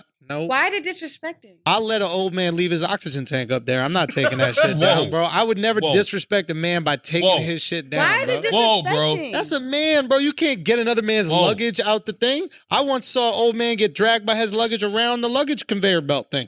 Because he was trying to get his bag, and his bag got him more than he got the bag. He just fell on the bag, and I was like, he gonna figure it out. That's a man. Men figure out problems like this. It's not my responsibility. That's not my responsibility, bro. Did he look like he was Superman in that hole? Watch me. Woo! What the fuck, man? Listen, the moral of the story is, I think that whenever you have privilege, whenever you have power, whether you're a white man, black man, whatever it is, if you can help somebody else, do it. So to your point, even if you aren't racist, you see what the fuck's going on in America. If you see how you can help. And that goes back to my whole original point that I was talking about, how we enjoy watching car crashes. Yeah. When the simplest concept, Andrew, literally the simplest concept is to help, not hurt. It's just that simple. Help, not hurt. That's it. How are you helping every day? Bro, you know what's crazy? We can't even help without videotaping it now. Oh, I hate them type of people. You know what I really do not like, man? This shit have pissed me off. You ever see those videos where like the kid gets the poor kid in school a bag of clothes? I hate it. And like he got to do a whole video outing the poor kid as poor to the whole world. I hate you. And then House of Highlights reposted, ESPN reposted, and the whole world knows how fucking broke this one kid is now. It's like, why can't you just give him a bag of clothes and not say shit, and then everybody looks like the kid came up? Remember that fuck nigga I randomly screamed out earlier in the podcast? Bro. That was Again, for this moment. You gotta warn me before one of them come out, bro. Bring that back. In fact, I'm not even gonna say that. I'm gonna say fuck boy. I hate people who do that. I really do, yo. I can't stand that. And listen, how many pats I get on the it. back you need? And I get, like, you know, some people say, oh, well, there's so much negative out there. Sometimes, you know, you want to broadcast the positive to show people. You know, it would be more G. It's more G when people talk about what you did. Let the rumor go, bro. That's it.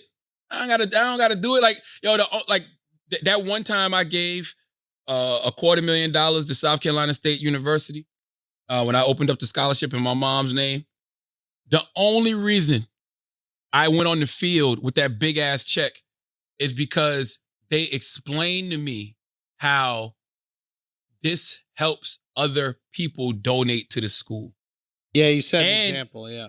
And it was literally like 5 other people before me and like one other person after me, OG Jim Clyburn, who, when I tried to tell him, nah, you know, you the OG, you go first. He goes, Nah. Go up there with your $250,000. Yeah. I'm like, all right, damn, OG. All right, go up there with my check, show the $250,000. OG Jim Clyburn comes after me. $1.3 million. I'm like, all right, stunting is my hobby. Balling is my hobby. I see you, OG. I wasn't mad at it. But the reason they were doing that and they put on that big show is just to encourage other people to donate, right? I don't necessarily believe those videos. Maybe it does. I don't know. Maybe it does encourage people to help when people record themselves. I don't know. I'm just saying, I don't personally like it, but I ain't knocking nobody for it. Do your thing. Yeah. Do your thing. I agree. It's like maybe it gets more poor kids clothes, and in the long run, that's good because I'm not getting them the clothes. But at the same time, I look at it, it's like, it's kind of exploitive, bruh. It is. I don't like seeing people profit off other people's pain. Unless it's jokes. I really don't. Unless it's who? Unless it's jokes, because them shits are funny, bro. It depends. It depends. But also, I feel like if people just to play what do you say, devil's advocate, whatever? Yeah. Regular devil's advocate. Regular devil's advocate. To play Philly Sixer. Not white devil's advocate. I was going to say, maybe it just makes other people aware of what's going on too, though. You're like, right. You know what I mean? People your not going fame to brings awareness, and that helps more in the long run. Yeah. And sometimes you got to do some, shit. I'll be honest, though. If I ever give $250,000 to anybody, the world is going to know about it. I promise you that much. I'm going to carry that check with me for a week. I'm going to carry like a surfboard. Wherever the fuck I go, that check is coming with me. My daddy took it. Me. My daddy took it because I was home in South Carolina and I had it in my mom's house. And my daddy said, I ain't never seen no shit like this in my life. Knowing him, he probably tried to cash that motherfucker. He motherfucker. Of course he did. I would have. I found that shit. I walked right into Chase Bank like, yo, you got this? Especially down south. You're like, yo, look here. This how big money comes on big checks. Excuse me, big money coming in. Excuse me. I don't know. You know what? I take that back. I don't knock nobody. If you want to videotape your good deeds, do your fucking thing. Because if it encourages other people to do it. Some extra. Listen, it is. When Adrian Bronner be doing that shit, I'm not here for it. What? You know what? I'm going to tell you what I don't like. I don't like when they do it to homeless people. Yeah. Because homeless people are already in a fucked up condition, bro. Like, don't do that to them, man. Like, how you know that this person wants to be seen on camera in this way? I mean, they're on the street. Don't do that. They're on the street, bro. I don't think people see them. They already probably don't have, and I don't want to say they don't have no dignity because I don't know these people. These people might be the most happiest people in the world. They might have their head held high. I'm just saying I wouldn't do that to them.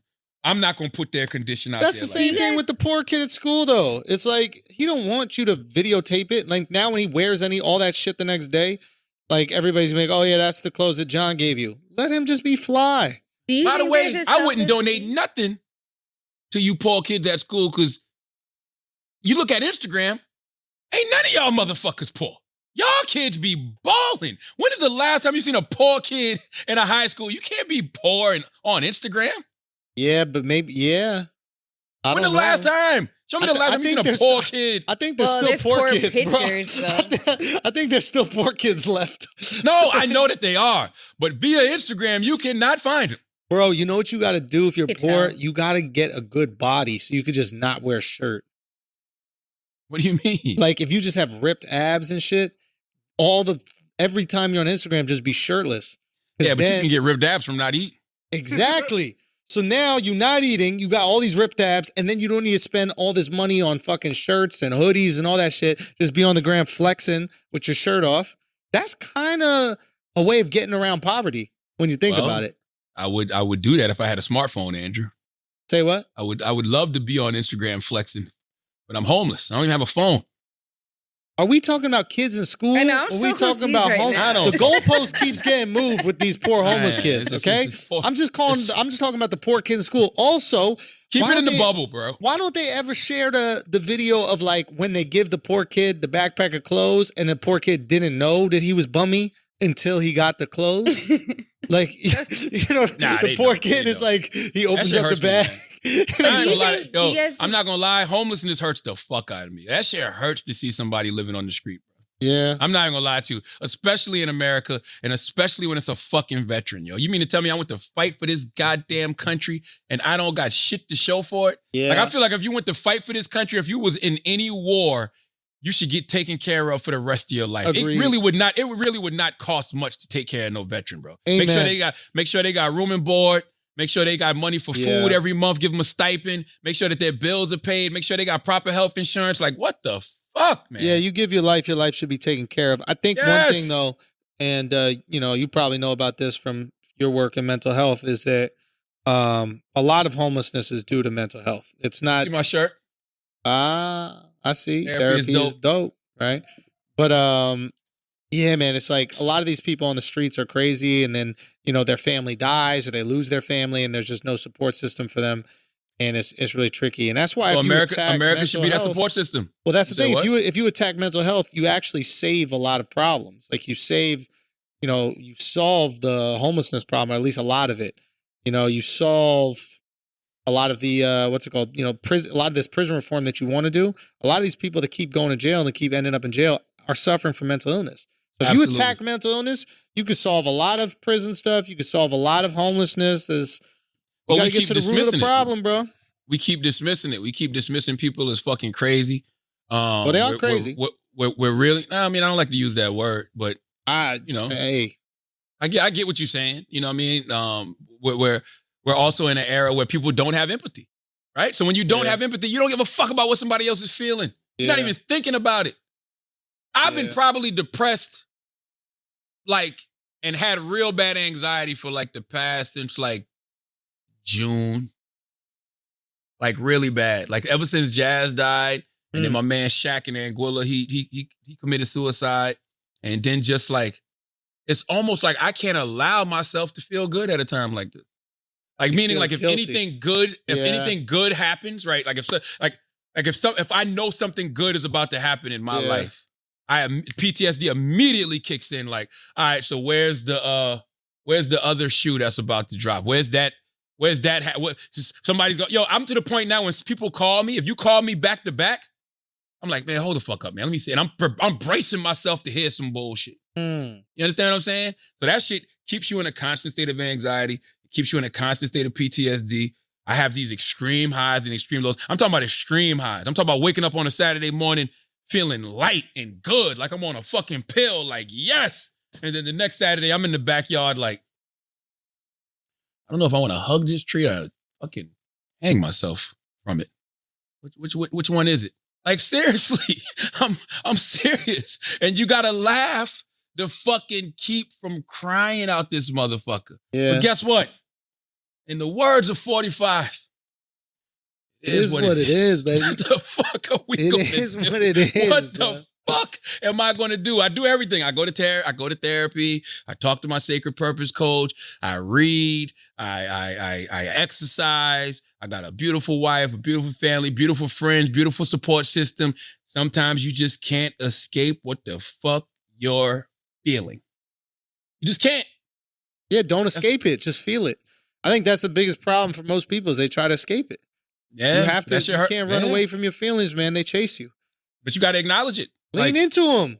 You got to lean into it. That's what I've been since June. I've been fucked up, bruh. If you cannot change the situation, change the perception, bro. Change the perception. Stop running away from those suicides, man. See what you learned from them. What did you learn from them? What has changed? What great things, and I know it sounds crazy to even say, but what great things have come to you from them? What great realizations have come from them? What profound things have happened to you since then that you can use for your life? They could be an anchor that holds you down forever and stops you from moving, or they could be the set of wings, man. I'm not all the way there yet, but I will say it is there was something I was already working on that when Jazz happened, which was so wild because when Jazz happened, literally the next day I was on a Zoom meeting about this thing. And then my man Shaq committed suicide later on in the month. And it just made me all right, yeah, I'm on the right path. This is what I have to do. It just makes me want to do more of the work. is what I'm saying. It makes me want to double, triple down on the work. I want to see so many black and brown people, men, women, going to therapy. I want to be able to provide people with the help they need, the resources they need. Like, I want to see so many people just go out there and start getting to a place of healing in a real way. G Herbo just did that.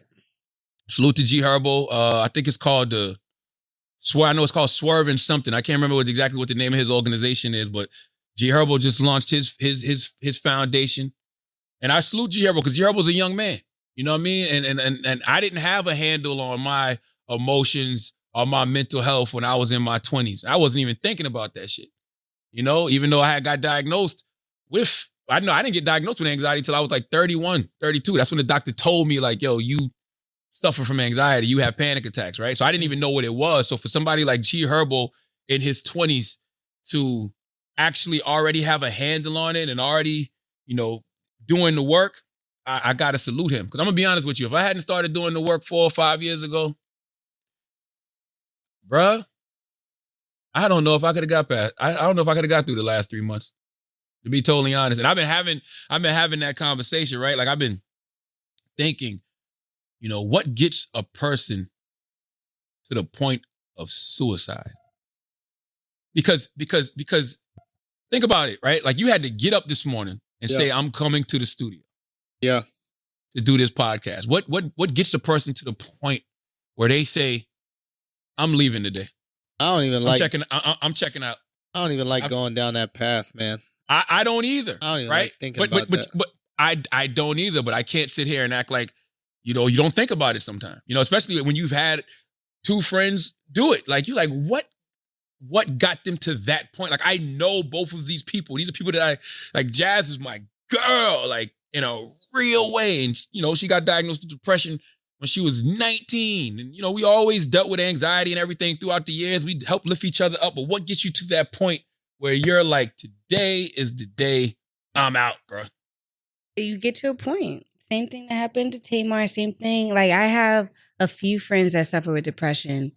And I know with one, like, I feel like they think it's never going to get better. But one has a child, and that's what keeps them, like, keep going and stuff like that. But yeah, at the same time, I know someone else that had a child and committed suicide, and I guess they felt like they didn't deserve to even have their child, almost. Like, and I think it just hits a point. Like, it's just one of those, you keep taking it, and then. Yeah. And listen, I don't want nobody to think Charlamagne the God is suicidal. I'm not suicidal in no way, shape, or form. What I'm trying to tell y'all is, death has been on my mind for the past 2 months in a real way. But that's only because I know that there's so much death around us. You know what I'm saying? Like, the whole year has been rooted in death, bro. Like, Kobe. And I mean, I can go back to Nipsey last year, but this year, Kobe, coronavirus, George Floyd, Ahmaud Arbery, Jazz, Shaq. It's like, what the fuck is going on out here in these streets? Like, you know, Pop Smoke, like all this thing. Like, what the hell? You hear all of these random stories. 1-year-olds getting killed. And this person, I'm like, yo, what the fuck is going on? So it's hard not to always constantly think about death and think about your own mortality. And yo, honestly, it gets you in a dark place. It does make you depressed. It does. It absolutely does. It makes you depressed. It makes your anxiety be at an all-time high. It makes your PTSD go crazy. What'd you say, Taylor? I had to hit you up because I was feeling like depressed like a couple months ago, just seeing all these deaths just keep happening. I'm a person, death is always sadly on my mind, and especially this year. And it's like what you were just saying, Charlamagne, I didn't mean to cut you off. Okay. I mean, I'm only going to listen. When people like Taylor hit me, people like Paige, people hit me and they, you know, they be in a little funk. And the first thing I say to them every time is like, look, please don't tell me you about to kill yourself, because I cannot handle any more goddamn death this summer. I'm serious, but it sounds crazy, but I'm being honest. Like, right. Let's talk this shit the fuck out. Let's figure it out. Like, do you need me to call somebody for you? Because I'm not the person that's qualified to have that conversation. I'm the New Jersey license plate. I can get you to New York. All right? I'm just a sign. I could tell you what you might need to be doing, and what you need to be doing is sitting down and talking to somebody. But I'm telling you, a lot of people have been going through it the past few months, bro. And that's the other thing that gives me encouragement and uplifts me is when I'm talking to people who are way in a worse place than I am. Because mine really is just coming from a place of sadness, right? I'm sad. If I'm being honest, I'm sad. I'm sad, right? I'm sad. Like I'm sad, right? So I go through these moments where I can be happy and joyous and laughing and with my people, and then start thinking about the bullshit. Yeah. It's like, God damn it. And I say it to myself, I was like, fuck, Jazz really dead.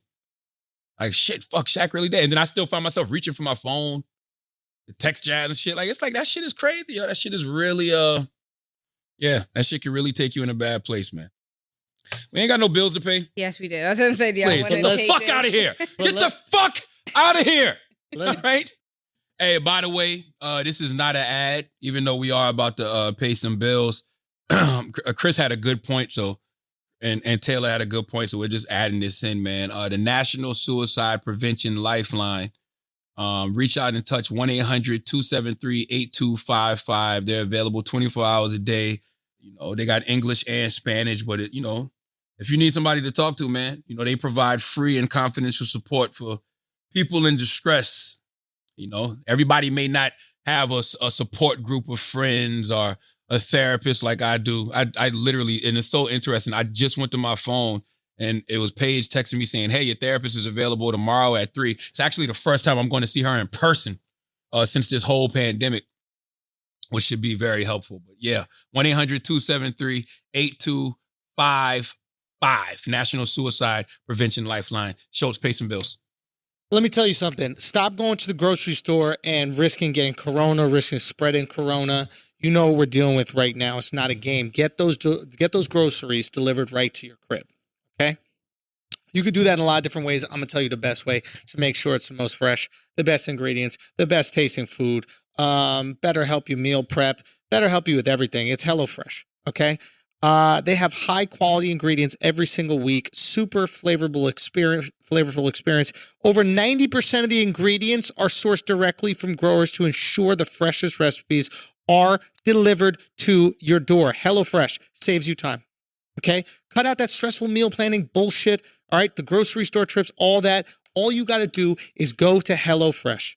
It will save you all the time in the world. Your food will taste better, and it's delivered directly to your crib. I cannot think of a better reason why you should sign up for this. Oh, wait a minute, I can, because they're going to give you money off. That's right. $80 off your first order. You go to HelloFresh.com/idiots80.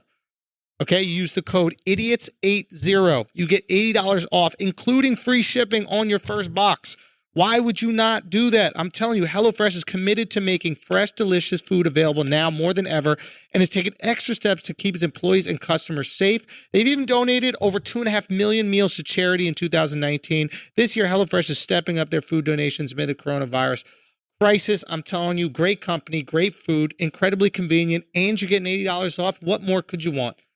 Go get that free, well, not all free, but $8 worth of free food. Go get it right now. Now let's get back to the show. That's right. Let's get back to the show. Things we won't give a fuck about next week.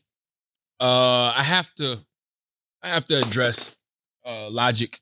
Salute to Logic, the rapper. Logic just put a new album out. Is Logic black? He's biracial. Is he? Yeah, he's biracial. Does he ever talk about that?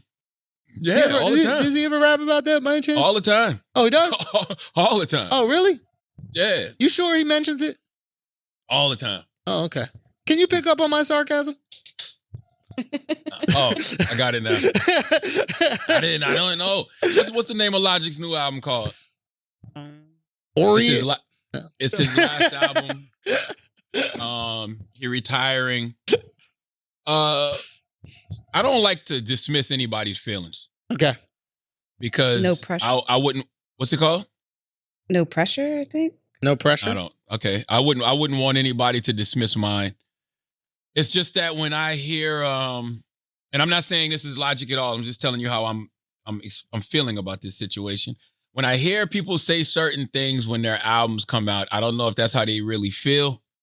or if they're just doing it because it garners some type of attention, some type of promotion. You know, last time Logic put out an album, I don't know if it was the last time, but it was recently, and he dissed me on the album. It wasn't a diss, he just had some bars for me, and he said something like to the effect of, you know, he don't do Breakfast Club interviews, Charlamagne is rude.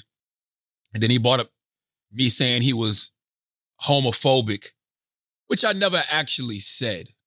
What I did was I got some bad research, clearly, because somebody in the prep sheet had said that Logic had said in a Vlad TV interview that he would be uncomfortable to listen to a gay rapper or something to that effect. So I did what anybody does when they're interviewing somebody. I asked him about those comments. And we can play a clip of it. You got the clip, Taylor? Yeah. Let me hear it. Your father was a crackhead, right? He was. He's doing good now. He's sober now. But it's crazy. It's all about experience. That's why, honestly, me, because I don't smoke weed, I don't drink, which is fine. You can do whatever you do. I think it's good in moderation. But me, witnessing my mother getting her ass whooped by men as a child, dealing with the aftermath of my sisters being raped. Totally wrong clip. I was leading up to that. Okay. Round of applause to Taylor for totally playing the wrong clip that had nothing to do with what I was discussing just now. Okay. I mean, literally, I'm sitting here and I'm like, he said that I called him homophobic and I didn't call him homophobic. And I'm like, Taylor, do you have the clip of me asking him about the homophobic thing Charlamagne, on Vlad TV? If you think, I found it. If you think you're confused, I mean, God, you cannot imagine what the rest of us are feeling right now. I was going somewhere with this. Taylor just gave away the climax to this whole conversation immediately, Taylor. Rewind. We're going to edit this out. No, we're not. We're going to keep this. No, we're keeping this in, Taylor. This is the brilliant idiot. So they're just going to have to hear this twice. Why was he talking about his sisters getting raped? We'll get to that, Schulz. We'll get to that. Let's handle the homophobia part first. Okay. Dwayne, do you have that part? There we go. Okay. I saw you do an interview with Vlad TV, and you said that it would be very uncomfortable for you to listen to a gay rapper talking about kissing a dude. Did I say that? I don't know. I thought you said you saw it, Charlamagne. I said that? Yeah, you said you saw it on Vlad TV. I don't think I said that because... Well, he said first of all, I said that. Shout out to one of my favorite people of all time in the world, Ricky, my stylist, who is a gay man. Don't make it look... I am very comfortable with my sexuality. I am comfortable with the gay community. I believe in all people. I will say, I don't know exactly how that got written, but Vlad headlines be crazy. Yeah, I know. They do be kind of crazy. You should watch it before you just quote a headline. Yeah, no. My goodness. I was so wrong. All right. Now, by the way, I saw that headline somewhere, right? But I didn't actually listen to the audio clip, so I don't know if he actually said that or not. But that's why it's a question. And when you ask a question in the interview, then a person can dismiss it. It's not like I said, Logic, you're homophobic. You said that you wouldn't kiss a person, yada, yada, yada. I don't think you asked him a question. I think you just said it. I think you were like, you said in a Vlad interview. I lied. I did an interviewer trick. I acted like I saw something. Yeah. Because I was so sure that whoever put this in my prep sheet had to have watched it, right? Whoever put this in my prep sheet had to have watched it, so they had to know what they're talking about. To say, no, it wasn't Taylor. Who was it? I don't know who was doing the prep. It was definitely an intern, but I don't think it was Taylor. Oh my Lord! Years ago. I really thought you were about to drop one of them. Fuck. No. Because it's not their fault. It's my fault. That's not their fault. This was like 2014. I'll tell you who did it.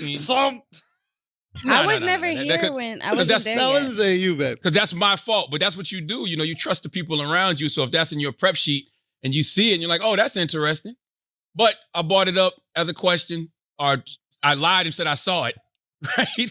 And he was like, I don't think I necessarily said that. So if it pops back up that he did say that, then he's lying, right? But in the meantime, I'm wrong. He's not even lying. He's like, I don't think I said that. I don't think nobody's lying. Well, you were lying about saying you saw it. I was lying about seeing it. So it's just everybody's fucking bullshitting each other. Yeah. All right? But in that instance, he's absolutely right.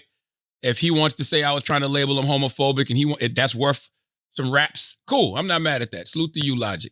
Now, this part has nothing to do with Logic a little bit, because I saw Logic's interview to do with with my man Rob Markman on Genius. And Logic said on Genius that, he respects me and he respects what I do, yada, yada, yada. But on the internet, They took this clip. This shit has been going around for at least 4 or 5 years. They take this clip and it starts with, who raped your sister? And a lot is like, yo, I don't want to talk about that. I don't want to talk about that. I don't talk about that. So it makes it seem like I just pulled that out of my ass. I just pulled that out of the sky. When the reality is, he mentioned someone sexually assaulting his sister twice in that interview. And he's rapped about it in his music, just like he talks about his father being on crack or whatever. So there's context to it. Let's play the clip again because people have forgotten about it, but now that they hear it, Taylor, your moment to shine. Go, Taylor. Taylor.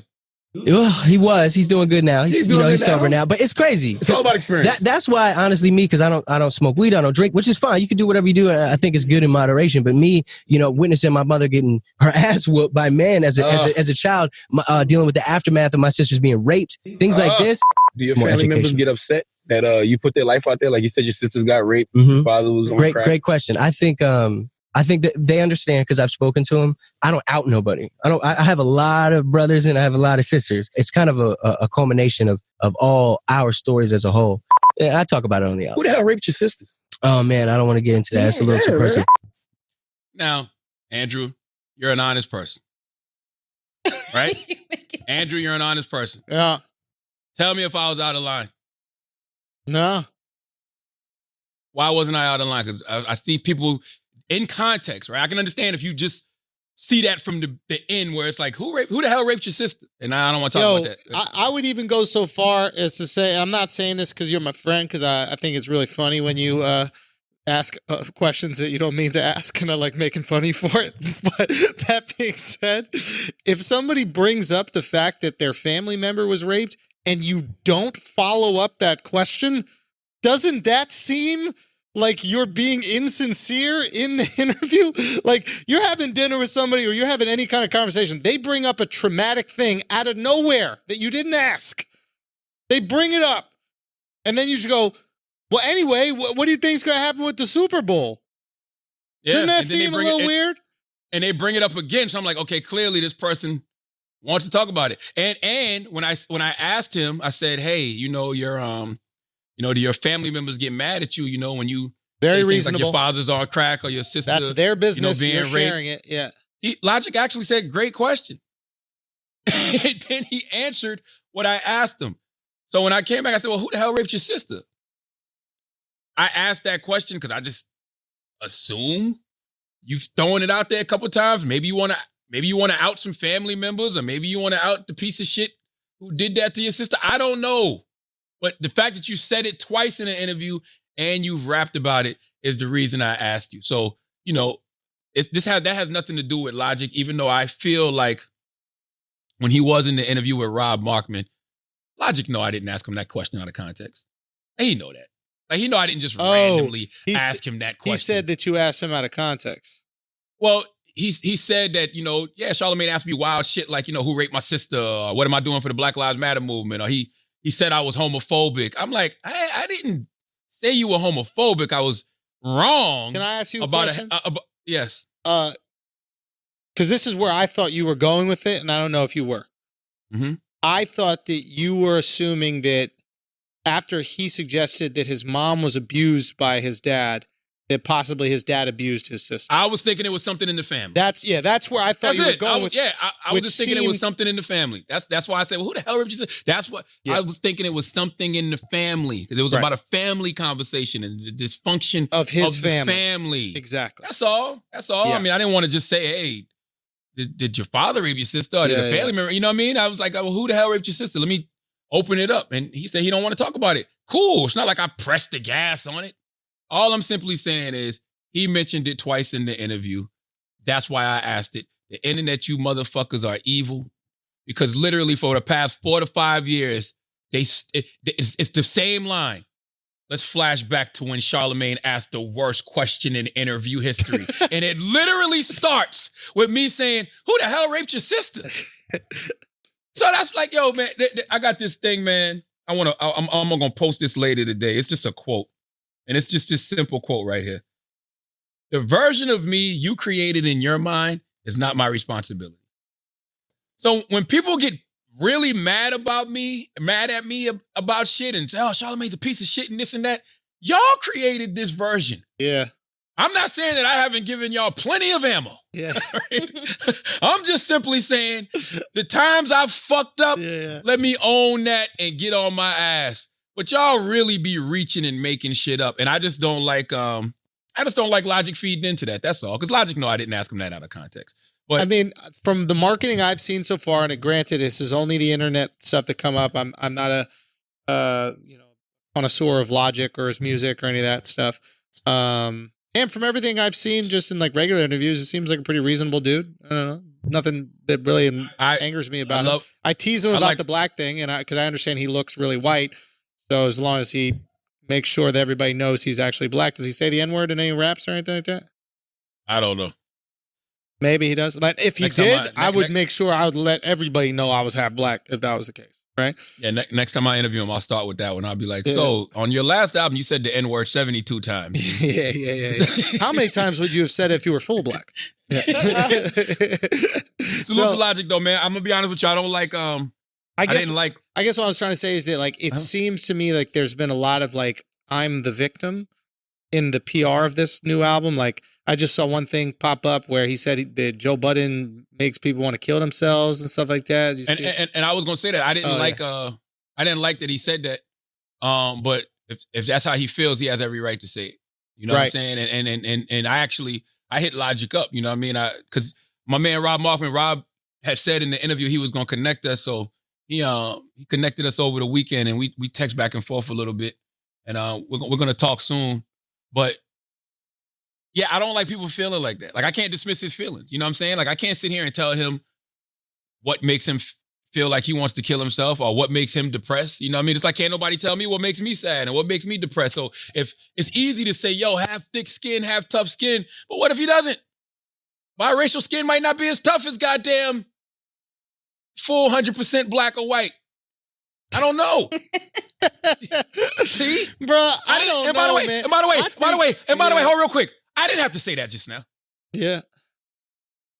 I'm a work in progress, people. I didn't have to say that. I didn't even have to say that. I don't even know why I said that. I couldn't resist. It was right there. And something was saying, don't say this. Don't say that right now. Don't say it. Don't say it. And I said it anyway. But, all right, hold on. Breaking news. Now, you know we record The Brilliant Idiots on Wednesday. So all my thoughts, the way I was feeling at the time, that happened on Wednesday. We just got presented with some new information. This just in, guys. Your Uncle Charles is not crazy. Salute to Logic. Logic had me thinking I was crazy. I know I'm not the highest grade of weed in the dispensary. Logic said I was claiming he was homophobic. He even rapped about it in a song last year, and then he brought it back up in the Rob Markman Genius interview. I never said he was homophobic. I asked him about something he said in a Vlad TV interview. If you don't mind, Dwayne or Taylor, can we replay the clip of what I asked him, please? Now, I saw you do an interview with Vlad TV, and you said that it would be very uncomfortable for you to listen to a gay rapper talking about kissing a dude. Did I say that? I don't know. I thought you said you saw it, Charlamagne. I said that? Yeah, you said you saw it on Vlad TV. I don't think I said that because... Well, he said, first of all, I said that. Shout out to one of my favorite people of all time in the world, Ricky, my stylist, who is a gay man. Don't make it look... I am very comfortable with my sexuality. I am comfortable with the gay community. I believe in all people. I will say, I don't know exactly how that got written, but you know Vlad headlines be crazy. Yeah, I know. They do be kind of crazy. You should watch it before you just quote a headline. Yeah, no. My goodness. Now, I know I wasn't crazy. I saw that headline about him saying, I saw something, I heard something. I don't remember where the hell I got it from. I know somebody had it on the paper, but I also do vaguely remember hearing it in the Vlad TV interview. It doesn't matter, okay? Listen to what he actually said. This is it. I think hip hop is about being yourself, okay? And I think, it'd be pretty difficult for me to listen to a gay rapper talk about kissing a dude. You know what I'm saying? Like that just, that's not really my cup of tea. You know, neither is certain type of hip hop, subgenres that I'm just really not into. Yes. If you don't have the Vlad TV podcast, you should subscribe to it. It's on iHeartRadio Podcast Network. And that actually came out today. And Vlad actually put out his throwback interview from 2014 with Logic. And that is the interview that I was referencing Let's play that line one more time. I think hip hop is about being yourself. Okay. And I think, it'd be pretty difficult for me to like listen to a gay rapper talk about kissing a dude. You know what I'm saying? Like that just, that's not really my cup of tea. You know, neither is certain type of hip hop, subgenres that I'm just really not into. Okay. So salute to my guy Logic. All right. Once again, I don't fuck with people for the sake of just fucking with people, but whatever. The internet is still going to have its own narrative of me and say I'm wrong. And your Uncle Charlotte doesn't care because the version of me that you created in your mind is not my responsibility. All right. Logic, we will talk soon. Now back to your regularly scheduled Brilliant Idiots programming. Yo, but can't we just say cut that shit out? Like, don't get me wrong. I'm not trying to dismiss mental illness and depression and anxiety and all these things. I come from a family that has tons of mental illness. I'm very familiar with it from a young age. I've been very familiar. That being said, some of this shit is like, yo, cut that shit out, bro. Cut that shit the you fuck can't do that. out. I'm sorry. You didn't get your favorite pair of sneakers. You're depressed. Cut that shit out. You got a math test tomorrow. You got anxiety. Shut the fuck up. Cut that shit out. We can't enable too much of it. There's a lot of enabling going around, and maybe that's because like every correction's an overcorrection. Like maybe there was no awareness of mental health, so now there's an over awareness of mental health, and then maybe we'll settle somewhere in the middle. Maybe that's the case. So maybe this is just like a necessary, bridge that we have to cross in order to get where we want to be. But some of that shit is just cut it out, B. I wish it was that easy, Schulz. And the reason I can't dismiss that is because, like I was talking about earlier, I don't know what gets people to that point to be now. You understand what I'm saying? Like, I don't know what gets you to that point now to where you say, yo, you might want to end it all. But I can honestly say I can see where for these kids, it can't possibly be easy, yo. Because imagine dealing with that shit. Imagine dealing with just the anxiety and depression and the low self-esteem and insecurities that come with life. And we, as human beings who are a species who always need validation, who always need to feel appreciated, who always need to feel loved, we go online and talk to all of these motherfuckers that don't give a shit about us.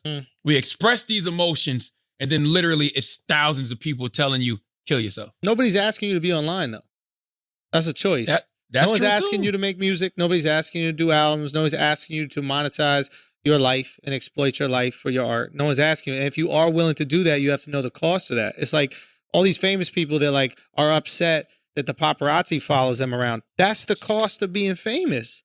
And if you don't want to pay that price, then you ain't got to be famous. No one asks you to be famous.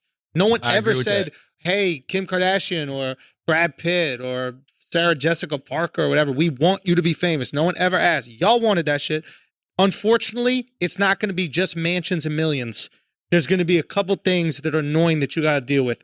Some guy following you with a camera when you walk out of a restaurant, having the best meal you've ever had in your life.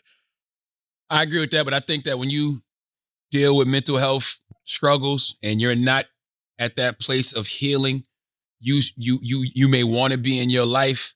All of that added pressure, all of that added judgment, all of that added opinion, it can push you over the ledge. I get it. And I wouldn't wish that on nobody. That's why I say nobody wants, I don't want to see anybody hurt themselves. I don't want to see any of that kind of stuff. And, maybe I'm less sensitive than the average person just because I've dealt with the most severe versions of mental illness.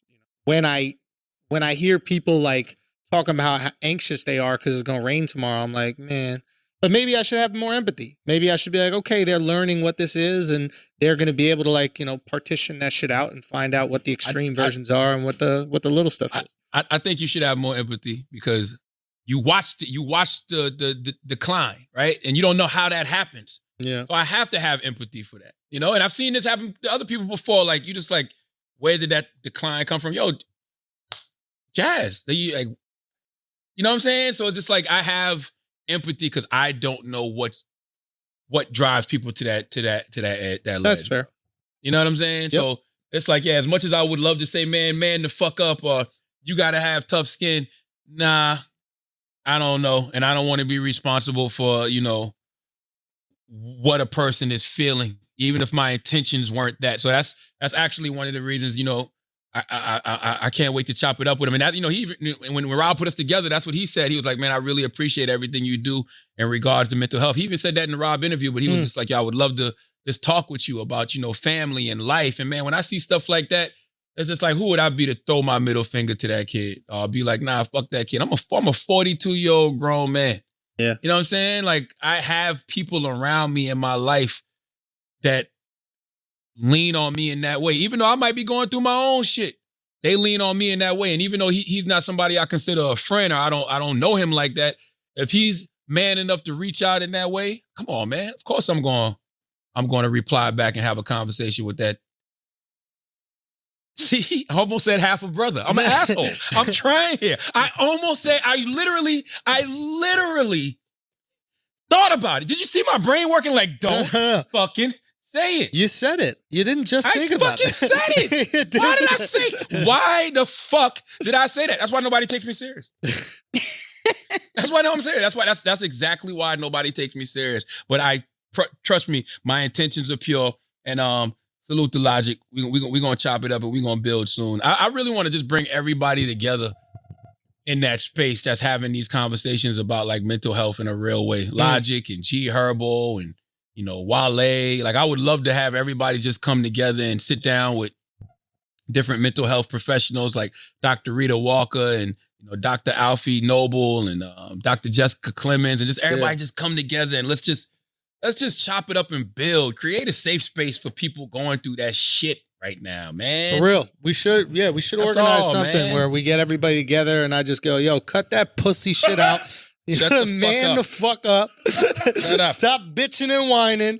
Y'all a bunch of millionaires. Deal with that shit. And then at the end, money don't matter. Have Donald Trump at the end to say it is what it is. It is what it is, y'all. Hey, it is what it is. By the way, I can tell you something though. As crazy as it sounds, sometimes that shit works. What? Man up. I've told y'all that story about the one time where I really, really, really, really thought I was going to kill myself. And that was 2003 or 4. And this when I was like really into, like, I was doing youth ministry at Muhammad Mosque number 38. And I was really trying to be on the righteous path because my now wife had left me. And I was like, I'm going to be the man that she wants me to be. So I was really heavy into religion and spirituality and doing youth ministry at the mosque and going to the Baptist church. I was all over the fucking place, bro. Like, I didn't know whether I wanted a bean pie or a Bible. I was just everywhere with it, right? And I'm at my boy's house where I'm not going to say his name anymore because he's married now. And I don't know if he's told this story to his wife. But if you're a long-time Brilliant Idiot listener, you probably know who I'm talking about. So we at the house and, you know, we end up having a great time with 2 women. Menage a trois action is going down. And I thought that I was going to hell.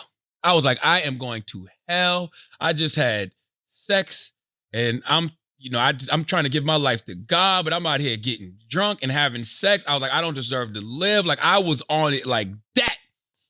And I don't know if it was my now wife or my boy Frosty. Somebody called my pops, and my pops drove an hour and a half from Mounts Corner, came to Columbia, South Carolina.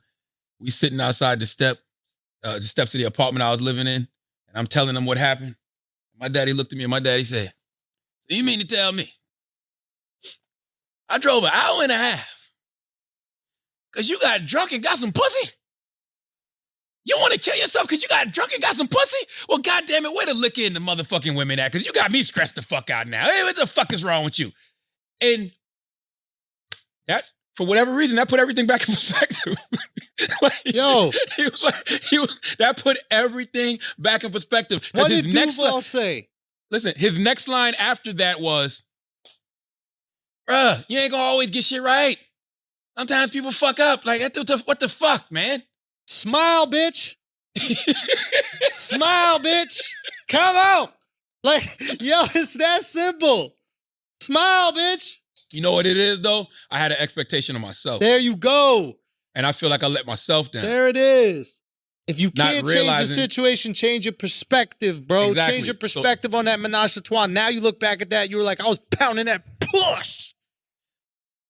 I don't even, I guess. I look back on it now, and what I should have done in that moment was take my ass to the church and confess all my sins and repent. Okay?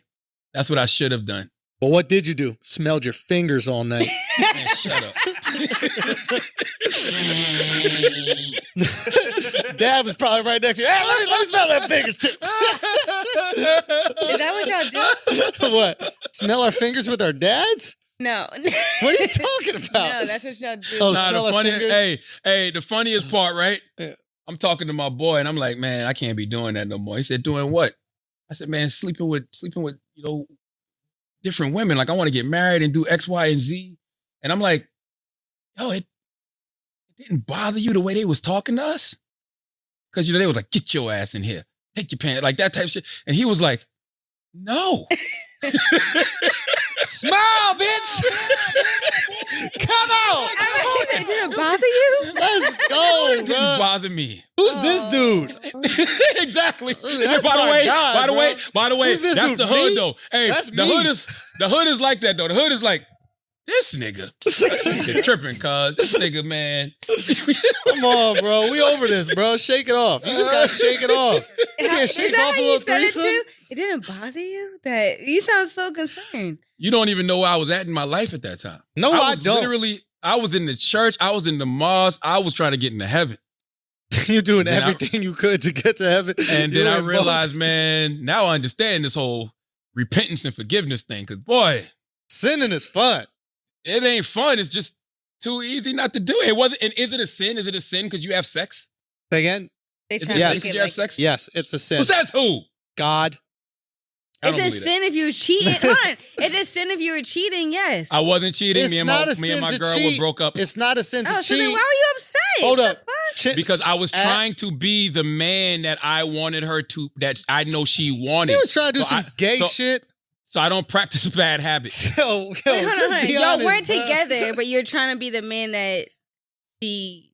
Yeah, because in my mind, vision, Taylor, vision. I knew that we would eventually be together, Okay. right? So I wanted to prove to God Man, come on, bro. that I could be the person that is Oh, worthy of this woman that I've prayed for my whole life. Yeah, I told my wife that last night. I told my wife, I said, I love you. I told her that this morning, matter of fact. No, I said, I kissed her and I said, I love you. I said, I prayed for you.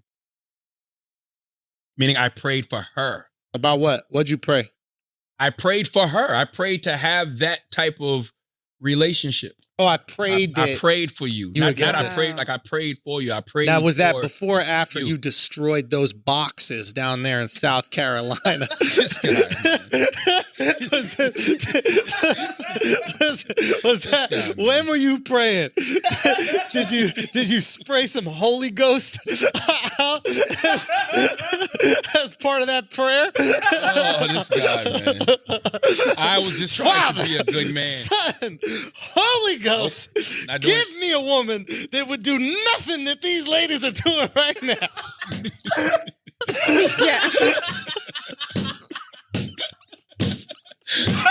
The crazy part is I take those oaths just like I took an oath with myself in October of 2016 to be completely faithful to my wife, and I am that. So hold on, it took you. So good. That's what I'm talking about. Light it up. Light Never up. mind, I'm not gonna light it up. Weed. Hit the I'm not weed, Tell me, bro. Taylor, what? I want to hear. I want to hear Taylor, you, Taylor. Taylor, hit it. You got anxiety from that time, but y'all were still together. And you cheated and stuff like that. So why didn't you feel bad? I was getting anxiety then too. I was just testing the waters. You know what I'm saying? I was pushing against what I knew was wrong. Okay. And that's why I wasn't in a good headspace. I knew what I Were was those doing girls was in wrong. a good headspace? I knew cheating on my wife was absolutely positively wrong. I knew that. I knew that. I know, but how come you didn't have like anxiety? Like you didn't feel? I did. It was terrible. But then why'd you do it again then? Because that punani feels good on me. Look at you smile.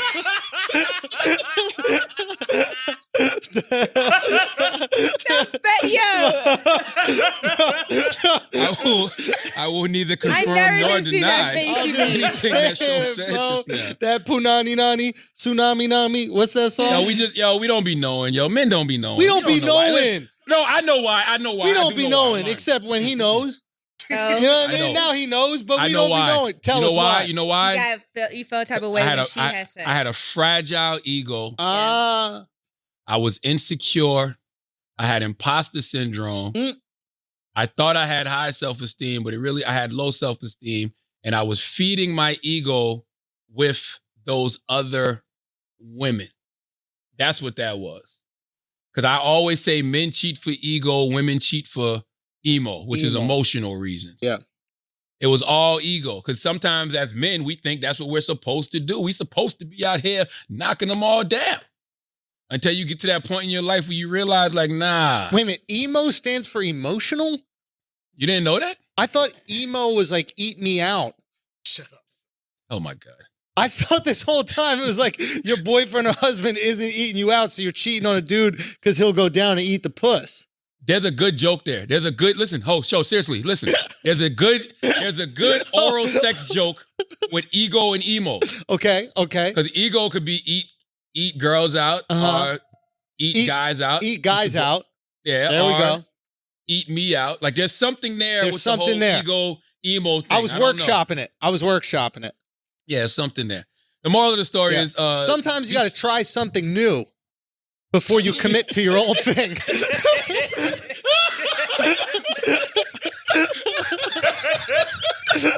still got it, baby.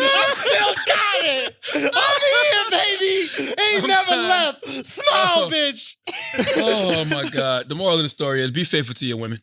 Yes. That's part of being mentally healthy. All you young boys, do your thing. But when you get to a certain age and you realize you got a lot to lose, and by a lot, I mean your wife and possibly your family, you don't want that. And when Taylor talks about the anxiety, yes, the anxiety of watching my father lose his family because of his infidelity, watching uncles of mine lose their families because of their infidelity, that definitely gave me anxiety. And I was like, I'm not going to be that guy. But that's when I made a conscious decision to really sit down and mind my motherfucking business. And I am going on 4 years. Let's go. Faithfulness, baby. Let's go. And yes, I want a motherfucking medal for that.